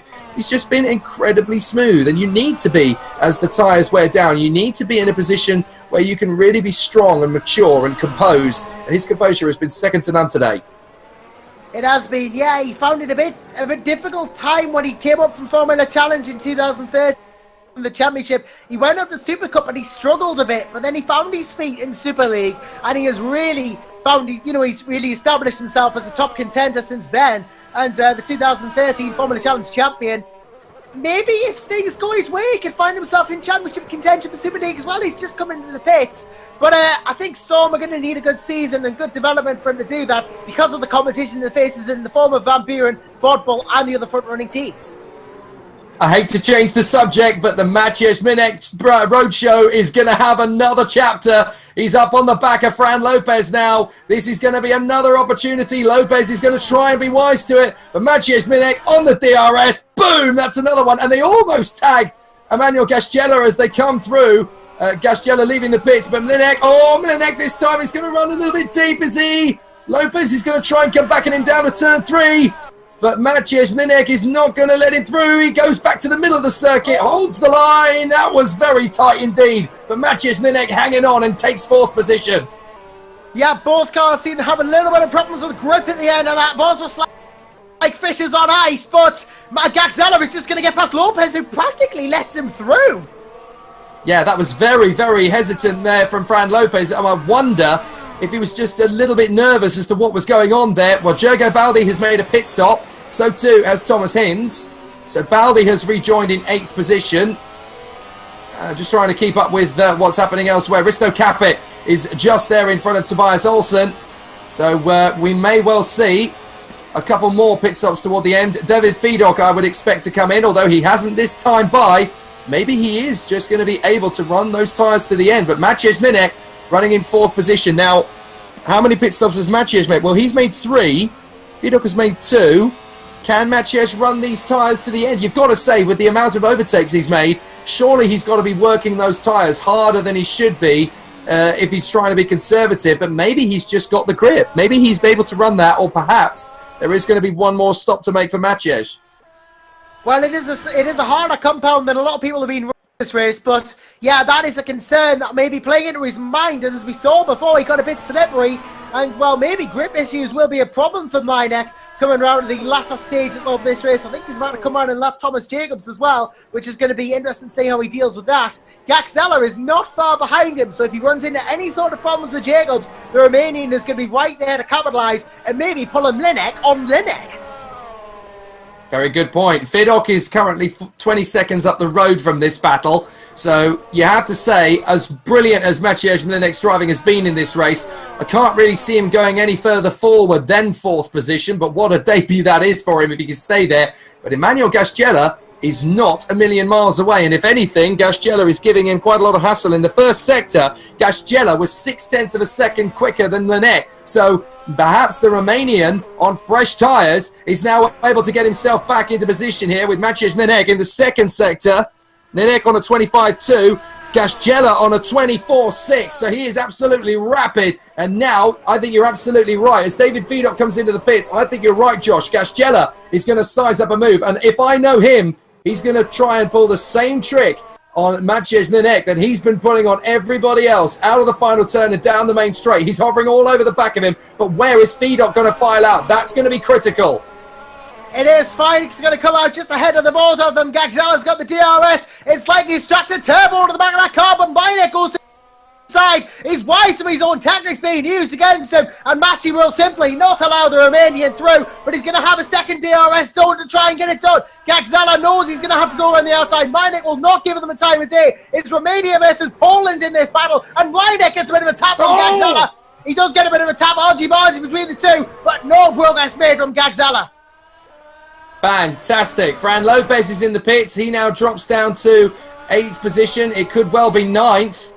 Fran Lopez, surely he shouldn't be that far down, should he? Oh, he's got no rear wing. Yes, he's got no front or rear. He's got the old Formula Ford going on there. And Risto Capit is going to catch right up as he come back into the pits for what must be his final pit stop. Yeah, Risto Capit for the 5th time. So I would have assumed that Rudy Van Buren might need to do the same again. So Rudy Van Buren, they are just monstering it. And they've got, what, 11 laps to go. I've just seen what happened to Fran Lopez. He came into the pits and he actually tapped the wall, and that's how he lost both of his wings. So his on-pit entry, he had to reverse into the pits, then spin round, and that is what's gone wrong for him. A botched pit entry has possibly put the dampers on his race. That is a disaster for Fran Lopez. Now that means that the top 6 surely has gone for Fran. Now, that was a scheduled pit stop, but he just did a David Coulthard, didn't he? He just messed up the entry, and that means that Rudy Van Buren now leads the race. Now, Lee Morris has made a 4th pit stop. So Lee Morris has obviously decided, you know what, I can get 10 laps on an ultra-soft compound. Rudy Van Buren then leads the race by 50.8. Now, is that Lee Morris just securing 2nd position? Because he could go a bit longer if he wanted to, but he's seen that Feedstock has made a late pit stop. Is he just moving to cover him, basically? Might full well be doing that, and Morris knows he needs to hold the 2nd place, and we're doing sort of way he can. I've just seen Gagzella try to go from line deck twice. First time he didn't even go for the move. 2nd time he almost ran at the back of him and got oversteer. That's going to hurt his tyres, going to give him flat spots, and it's going to put the dampers again on any potential overtaking moves from Gagzella. And as Reginald comes into the pits now, he's going to pull into his pit box. Is this going to be a change of tyre for these final couple of laps? He's gone from the mediums to the softs. Yes, he does.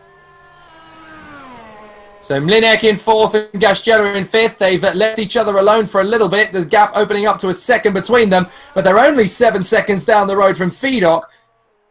Where is this pace coming from Maciej Mlinek? If he is still able to keep these tyres flowing, he's obviously on the super softs rather than the ultra softs, but he has actually managed to let the advantage count in his favour in front of Emmanuel Gasgela. Not letting him through has bought him a crack at the podium for me, because yes, okay, David Feedstock in front of him is going to be on the ultra softs and they are going to be fresh tyres, but I still believe that that is going to give potentially, if Mlinek can continue to look after these tyres. The great thing about the ultra softs is, yes, they are faster, but they burn much quicker. If Mlinek is careful, you never know, Feedstock might end up making a mistake here or two, or burn the tyres too quickly, and Maciej Mlinek, he could get a chance here, because don't forget, those first stints on the ultra softs, they were only doing what, 7 or 8 laps in the hands of the VOD Bulls, and maybe 9 or 10 laps in the rest of the teams. So there is genuinely a chance Maciej Mlinek might not be able to settle for 4th position. He could even crack at the podium.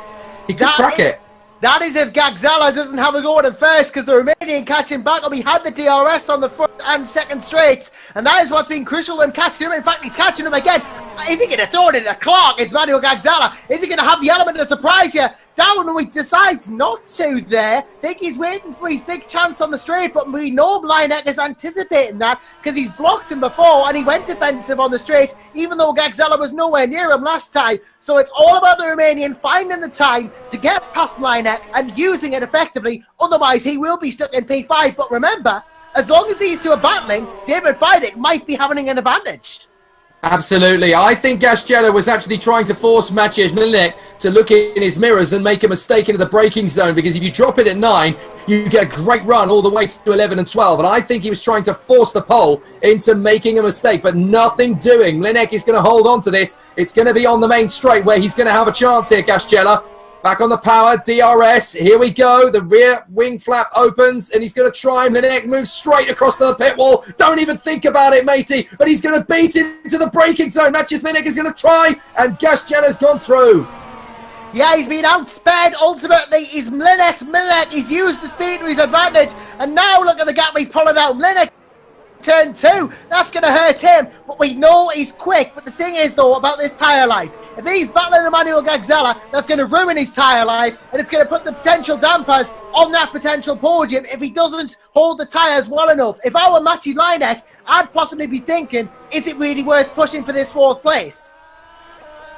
Yeah, it could. Well, it could. At this point, I know we're on lap 50 or 58, but it might even be worth just boxing for an ultra soft, because you've got to think behind him is Diego Baldi, who's just set the new fastest lap of the race, a 1:29.612, which is actually 0.03 of a second quicker than Rudy Van Buren on the ultra softs. Diego Baldi is very fast indeed. So if I'm Maciej, it might be worth going onto a set of ultra softs, dropping behind him, and then picking up the speed and getting back on terms with him to secure that 5th position. In his current frame of mind, he might be having to do too much conservation, and he could end up hampering him rather than helping him at this stage. Yeah, Baldy himself has switched onto the ultra soft and obviously taking the fastest lap, and says maybe setting the precedent for others. But honestly, from where I'm sitting, I don't think a pit stop would be worth it from Mlinek. He's holding on well enough, and he's got enough of a gap to Baldy to maybe justify not pitting. But I'm not as experienced as these guys. I don't know what the correct tyre strategy is for a given race. And, well, certain drivers just like softer rubber anyway. But, yeah, I mean, it's worked for Van Buren, who's not come out of the pits himself to go onto a set of super softs. but a 32-second gap doesn't lie. Absolutely incredible. Rudy Van Buren making his 5th and final pit stop.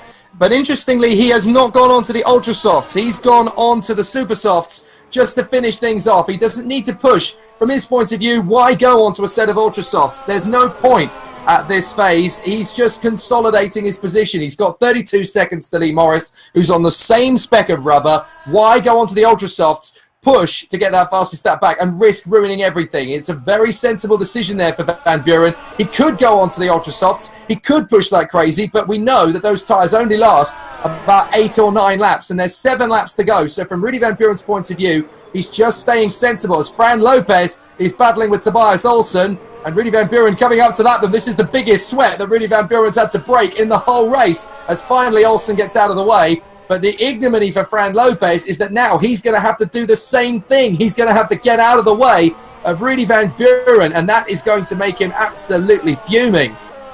He won't be happy about that. He wouldn't have anticipated at the start of this race.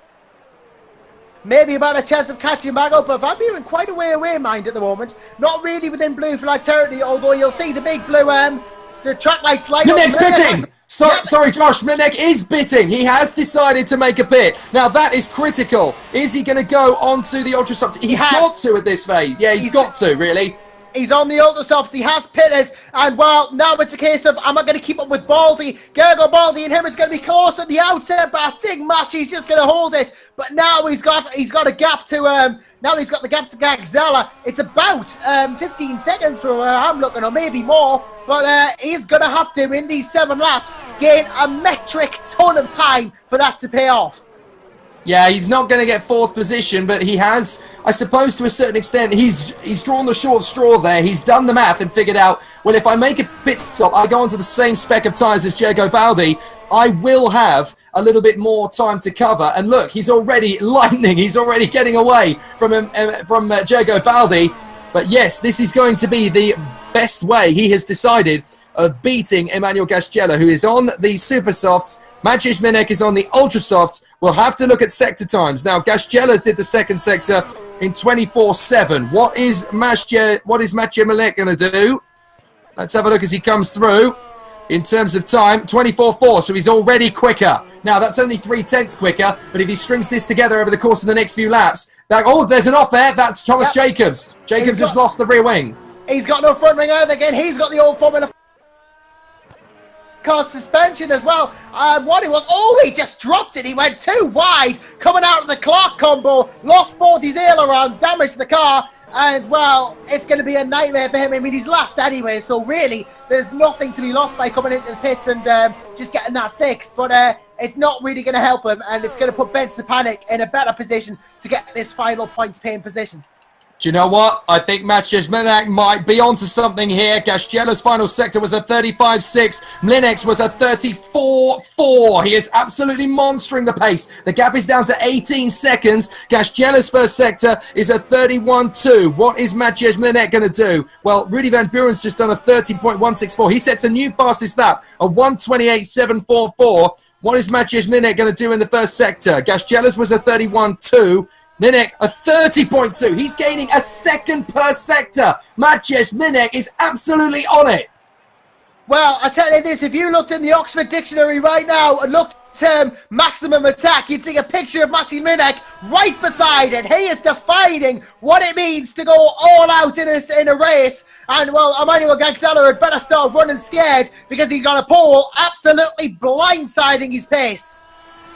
He's taken another 6/10 out in the second sector. Maciej Minek is not going to be defeated by the Romanian yet. There is still an agonizing gap between the two of them, but that's coming down big style. The gap down to, what is that now? Just trying to do the math very quickly. I think that takes it down to 16 seconds. So he's coming down very quickly indeed now on Emmanuel Gasgella. Maciej Minek comes over the line. Gasgella's final sector. What did he do? He did a 35.7. Minek comes through and he's done a 34.2, the fastest third sector of the race. This man has just taken a second and a half out of Gasgella in the final sector alone. He is not giving up. Yeah, the gap now is just about 15 seconds. It's come down hugely between the two of them.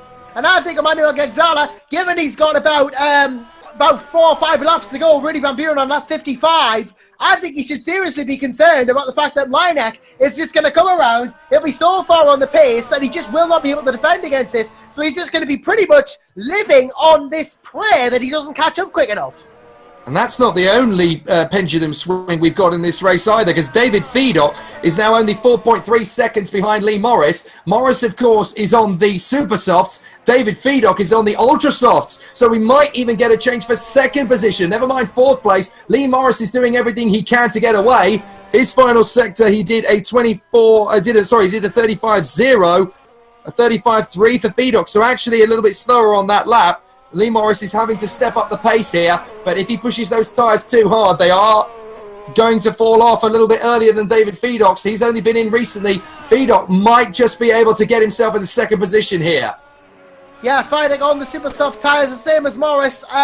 But, you know, he just seems to be making a better job of them, to be honest. He's just holding the tyres better. Morris has just gone through, I think, the first sector. Fedock is 4 seconds behind.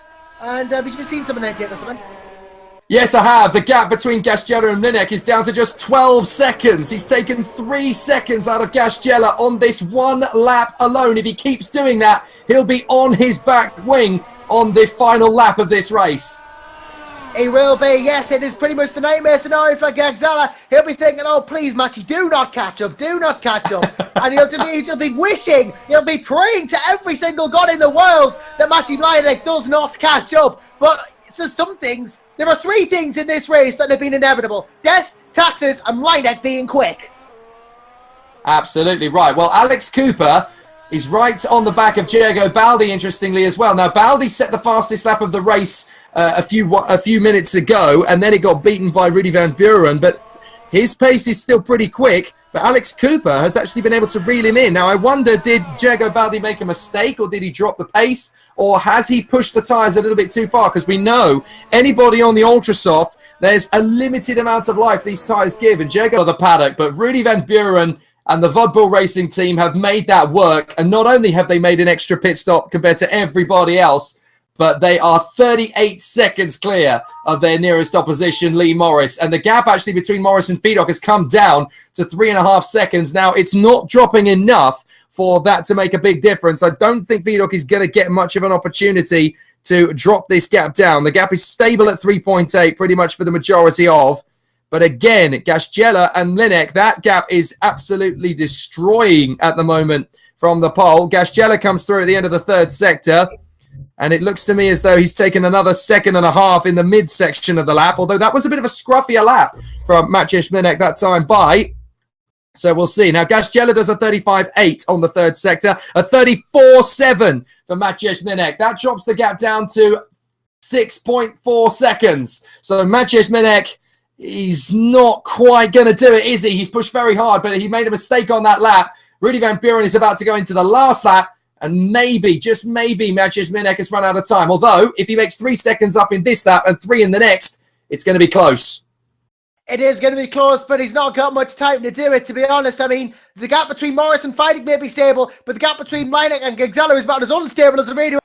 That is pretty much certain. I mean, it's been coming down and coming down and coming down. I think it's still maybe going to be interesting to see if he can do it. I mean, Gasgela is just running down this really curved left at the moment. Mlynek not that far behind in the grand scheme of things. And, of course, we know the gap's coming down. At the previous split, it was... But they've got 2 slower cars. There's 2 slower cars in between them. That's going to really impede Maciej because he's going to catch them before he gets to Gasgela. This might not happen. But interestingly, the gap between Morris and Fedock has come down to 3 seconds. So potentially Morris's tyres may be falling away at the wrong moment as he goes into the final lap. Rudy Van Buren, meanwhile, 40 seconds clear. He's got this one on a plate. Morris versus Fedock. Well, Fedock has got the Ultra Softs, but I think he's just pushed them a little bit too hard. He's not quite going to be able to get close enough to Morris. Gasgela versus Mlynek. I think Gasgela might just have this, courtesy of the traffic. Mlynek's got to pass these guys. And, yeah, I don't think he's going to do it. It's a valiant effort from Maciej Mlynek, but these 2 guys are going to battle. And Gasgela has picked up the pace in the last lap or so, so he's looked after the tyre as well to let Maciej close in, but he's dropped the hammer when he needs to. Out of the final couple of corners, though, Rudy Van Buren and the Vodbull Racing team are going to be victorious. Pole position, fastest lap domination in a race win. Rudy Van Buren starts the season in victorious fashion. What a victory. An absolutely crushing defeat of the rest of the field, lapping everybody up to Alex Cooper in 7th position. 40 seconds back, we look to Lee Morris, who is losing time rapidly to David Fedock, but I don't think he'll lose enough. Fran Lopez comes home for a disappointing 8th position. Risto Capet in 9th place. That is a real shock for the Estonian. I wonder what this story is going to be on that one later. Lewis Redshaw for 10th. Olsen, Hinz, Benefield, Varley and Jupanek will be the point scorers behind our top 8. Here comes Lee Morris. He hangs on for 3rd position in front of David Fedock. So a great performance from the Englishmen. Morris in front of Fedock. Then it is going to be Emmanuel Gasgela, who hangs on in front of Maciej Minek, who has still, unfortunately, not yet got past these slower cars. So Gasgela pushing enough to hold on to 4th position. It was a good attempt from Maciej Minek, a good risk, and it was calculated, but it just didn't happen for him. The Romanian comes home in 4th place. What a debut, though, from Maciej Minek, and he's got a lot to be happy about there in 5th position. He should be very, very chuffed with himself. Diego Baldi is only just going to hang on in front of Alex Cooper as they come home 6th and 7th position. And I think Diego will be a little bit disappointed with that. Oh, he spun it! Diego Baldi has spun it on the final couple of corners! Well, that is stunning from Baldi to have spun it then, of all times, under no pressure whatsoever. And it's cost him 6th place to Cooper. Alex Cooper picks up 6th position. Diego Baldi crosses the line, absolutely crawls across the line in 7th position. I do not believe it. Wow. Just when we thought we'd had all the drama we could take in this race, we are given one more little sting in the tail, Josh. That is an absolutely incredible season opener for the Super League. Wow, if that's what it's like in dry conditions, bring on some rain clouds in Sochi in 2 weeks' time. I'm not sure I could take more action than that. Well, that was an absolute stunner, Jake. It was. And as you say, get sprinklers on. I want to see these cars in the win if that's how good it was in the dry. But yeah, brilliant result and interesting statistic for you. A little bit of a sort of mini info bite. All of the top 8 cars from different teams. We had Adonis 8th, Wouter 7th, and then we had Hawkeye 6th, Street Fighter 5th, Storm 4th, and then Nolsgen 3rd, Mad Cape 2nd, and obviously Vodbull taking the win. And then you go to Capit in 9th, the 2nd Vodbull, but 8 cars from 8 different teams. Very reminiscent of last season where we had 5 different winners from 5 different races almost. Very good point. But Rudy Van Buren, our race winner, and he is out of the car, we can tell you that. So let's bring him in and have a quick word. Rudy Van Buren, absolutely dominant, lights to flag victory. I mean, what else can we say other than flawless, absolutely flawless drive today? Thank you. That was a really good night. Everything went to plan. Car was on point. What can I say more? I have to say, I mean, we were stunned at your, strategy, because I think, not many people would have predicted any team would go for 5 pit stops. I'm guessing you guys sort of read the situation in practice and saw, that was the quickest way to make the job, make it all happen. Well, actually, I tested it for myself, and it was about 2 to 3 seconds difference on a complete race distance for me if I went 4 or 5 stops. So it was the gamble. Either go 4th and be a bit more tricky, and the tyres would be go for 5 and be a little bit more on the safe side.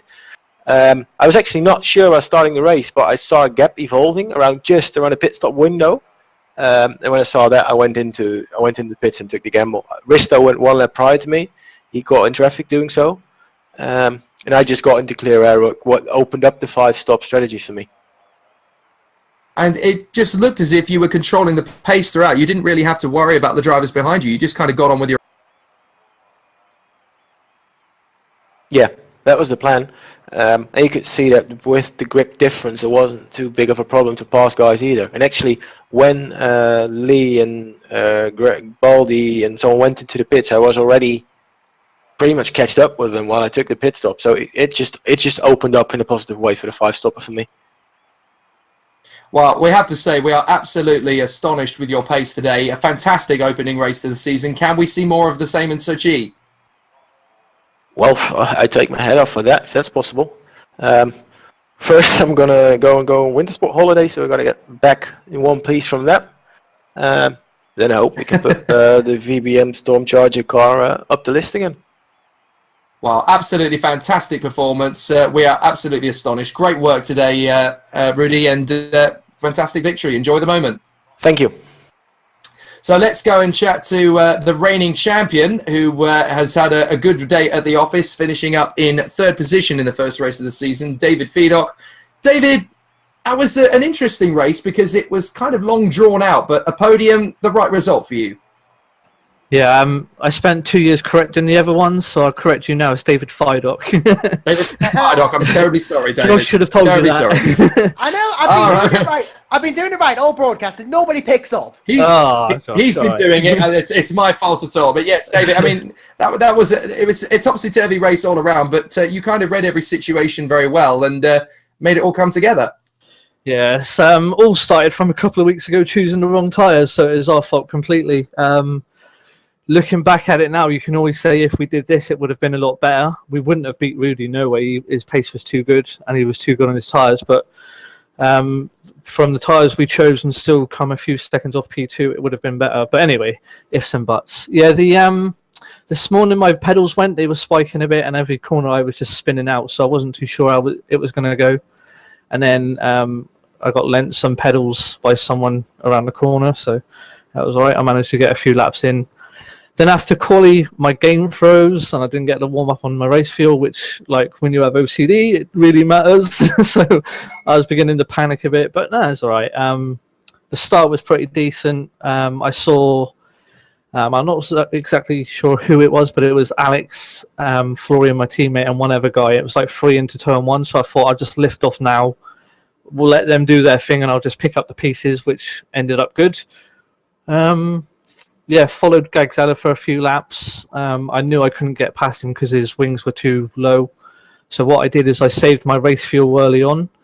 And then later on in the stint, he pitted earlier. I managed to, gain some time each stint and eventually jump him in my second pit stop, I think.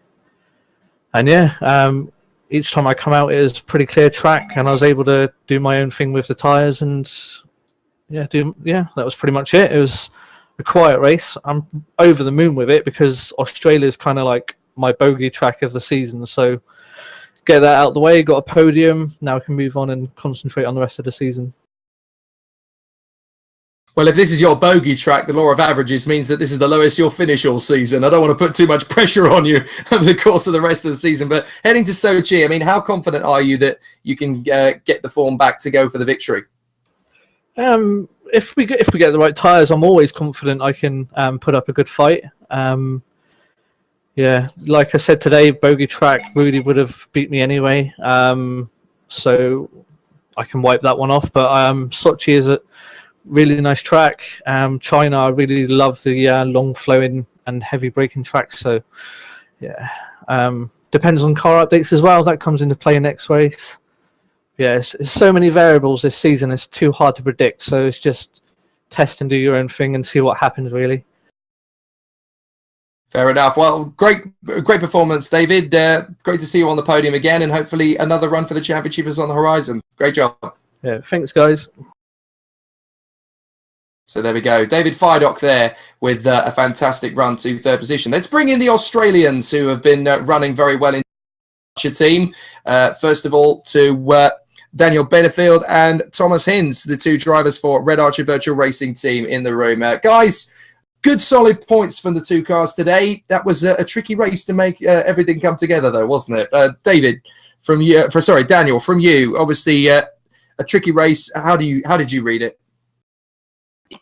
Yeah, it was rather interesting. When just got caught up in some minor incidents along the way. I think Thomas had a slightly cleaner race than me, but we knew that with equal cars it was going to be a tough race because both Thomas and I aren't the fastest people in the world. We focus more on being consistent, and hopefully we'll develop a really good car, and that will give us the results later on in the season. But we always knew that this sort of first quarter or so of the season, it was going to be tricky. And Tom, obviously, you guys both had good pace today. Your fastest laps were in the 131s. For whatever reason, though, there was some moments in the race when it just looked like the strategy got away from you at times. Yeah, well, I mean, for me, it was, I guess, a little in the first stint was the main one for me with the ultra softs. We were trying to sort of push them to around lap 9, 10 or thereabouts to sort of make the strategy work, and got them to about where we wanted to, and I was on the in lap though. I think the front left just pretty much got to the cliff and it just fell off, and I just didn't have grip. And then it didn't help as well. I had all the fast guys who just pitted coming through as well, so they were sort of jostling through, trying to barge their way through a little bit. So it was got a little bit dicey there for a little bit at the end of that first stint. But after that, it got a lot better with the strategy and working tyres throughout the whole stint. As Daniel said, I mean, to be honest, don't think it's a really good result for us. Like, we're pretty chuffed with that because, as I said, we're certainly not the quickest in this field. It's a really high quality field this year. So to get 2 points results, 2 solid points results at that as well in the first race is really good for us. So yeah, looking forward to Russia. Should be a good one. Hopefully we can build on this and get some more solid points results in the coming rounds. Yeah, it's a great solid start to the Red Archer team. You guys have both brought their cars home in the points, which not a lot of teams have done. You've obviously got to take the positives from that. So, G, I mean, can we push further towards the top 10, or is there a lot of work to do before we can think about that? I think. Oh, sorry. You go.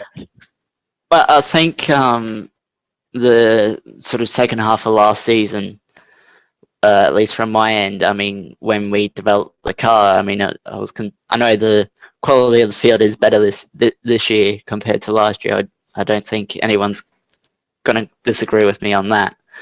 But I think the second half of last year proves that if we can develop a good car, we can be there in the second half of the top 10, maybe even top 5 if things do go our way. Yeah, fantastic. Great performance from you guys. Oh, carry on. Sorry. I was just going to say, yeah, just agreeing with Daniel. Obviously, I'm, Daniel's sort of the stable mate of the team. I'm sort of a bit more newer to SL in general. I think I've only done 3 or 4 races before this, so it's all a bit new to me. I was a bit quite. I didn't know what to expect coming to this race. Being the first proper race for me for SL and first proper season. I was just happy to finish and win the pace. When I was actually holding on to the back of the likes of Redshaw and Tobias Olsen, some of the other blokes there at the back end of the 10 was sort of being thereabouts on pace. So I was quite surprised. But as Daniel said, we'll be looking to just make a really strong car, and hopefully if we can develop it in the right places and really make it strong throughout the coming races and rounds, we should be, there in the top 10, hopefully throughout the latter half of the season. Fantastic. Well, you guys put in a great show today. Great to see you both in the points for the first. Hopefully there's going to be many more points finishes for you guys. Great job today, guys, and great to finish in the points on home soil. Good job. Thanks, Jake. Thanks, Jake. So let's talk to one of the guys who ended up in the wars at the first part of the race. Bring him into the room. Florian Geyer, who got into the melee at the first lap. Florian, unfortunate to see you obviously on the sidelines. We were kind of hoping we'd see you closer to the finish of the race. Just talk us through what happened on that opening lap. Yeah, hello, first of all. I think qualifying was alright, considering we had a slower tire. So P7, the best super soft guy, was alright. Start was okay. Maybe lost 1 place. But into turn 1, 2 guys collide with each other, and they contact Alex, and he takes me out into turn 1. I didn't have any damage from that, so I thought I could still get some valuable points for the team, or even, it was the whole race ahead, so everything could have happened for me.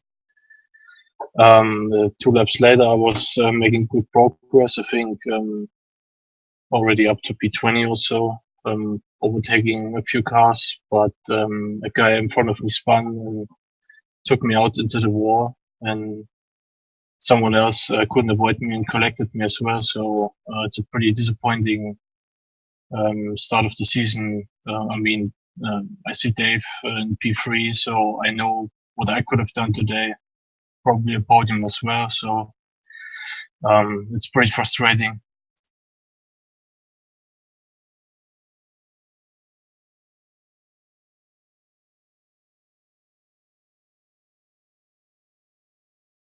Yeah, pretty frustrating race for you then, Florian, I guess, from there. And but looking forward to the rest of the season. Oh, sorry, I think we've got Jake back there. Sorry. I was just going to try and fill in until we got him back. But yeah, just, well, if I may ask a question myself, Florian, looking forward to the rest of the season, though, do you think this has just been a blip in the system then? Or do you think maybe, yeah, obviously, you want to move on from this race, don't you, and focus on the rest of the season? Yeah, obviously, I can't turn back the clock now and restart all over again. So obviously the focus is on the next round, even though right now I couldn't really think of driving for a few days probably, but at some point it's back to testing and focusing on Russia and trying to get a win there to strike back and claw back the points I lost today. Fair enough. Well, it's such a shame that your race ended early, Florian. All the best for Sochi, and we're looking forward to seeing what you can do when you've got a little bit more than 4 laps under your belt. Sorry the race ended so badly for you, but good luck for prep for Sochi. We'll see you then. Thanks.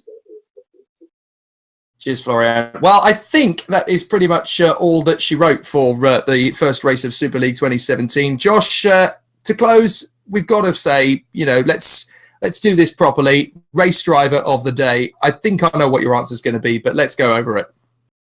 Well, you've got it in one, mate. You have got it absolutely in a nutshell. Has to be Matty Mlynek, just because of how many overtakes he made, the determination he showed, and the sheer will that he put into that car, that Street Fighter car, to get it up to where he did.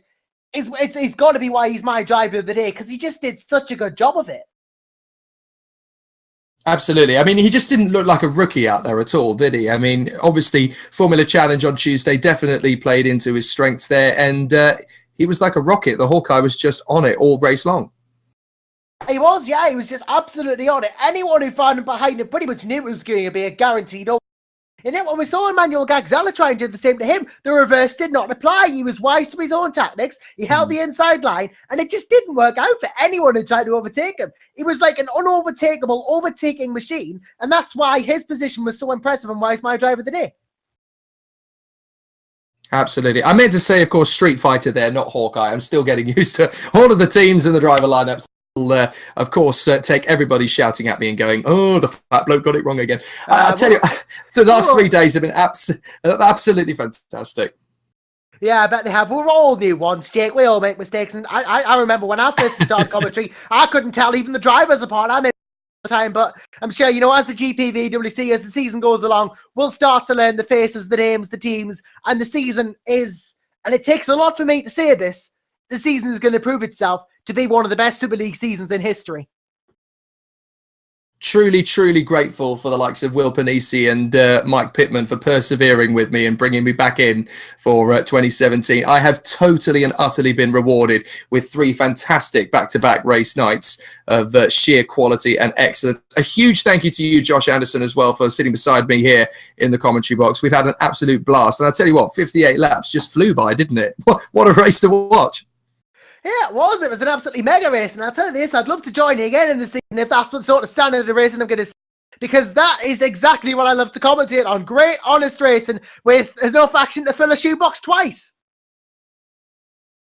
Agreed. Well, thank you very much, Josh. That's pretty much it for us for the first round of the 2017 GPVWC Super League. Vodbull Racing and Rudy Van Buren open their account with a victory, but the signs are clear. They're going to have it tough. Although Rudy Van Buren ran away at a canter, even he says there's going to be a lot of challenge from very different directions. Who's going to be the closest opposition in Sochi? We will find out 2 weeks from now. But of course, don't forget the Super League show is going to be recorded at the weekend, ready for the first edition post-race season beginning for the early part of next week. So I'll make sure I tune my vocal cords up for that one as well as we get ourselves ready for the action for the second round of the championship. On the 21st of March, we'll kick off for Formula Challenge at the same time. 22nd, of course, we'll see the action from Super Cup, and then the 23rd, we'll see round 2 from the Sochi Autodrome for the Super League. 5 fantastic races in 3 days, and we are well underway for a cracking season of GPVWC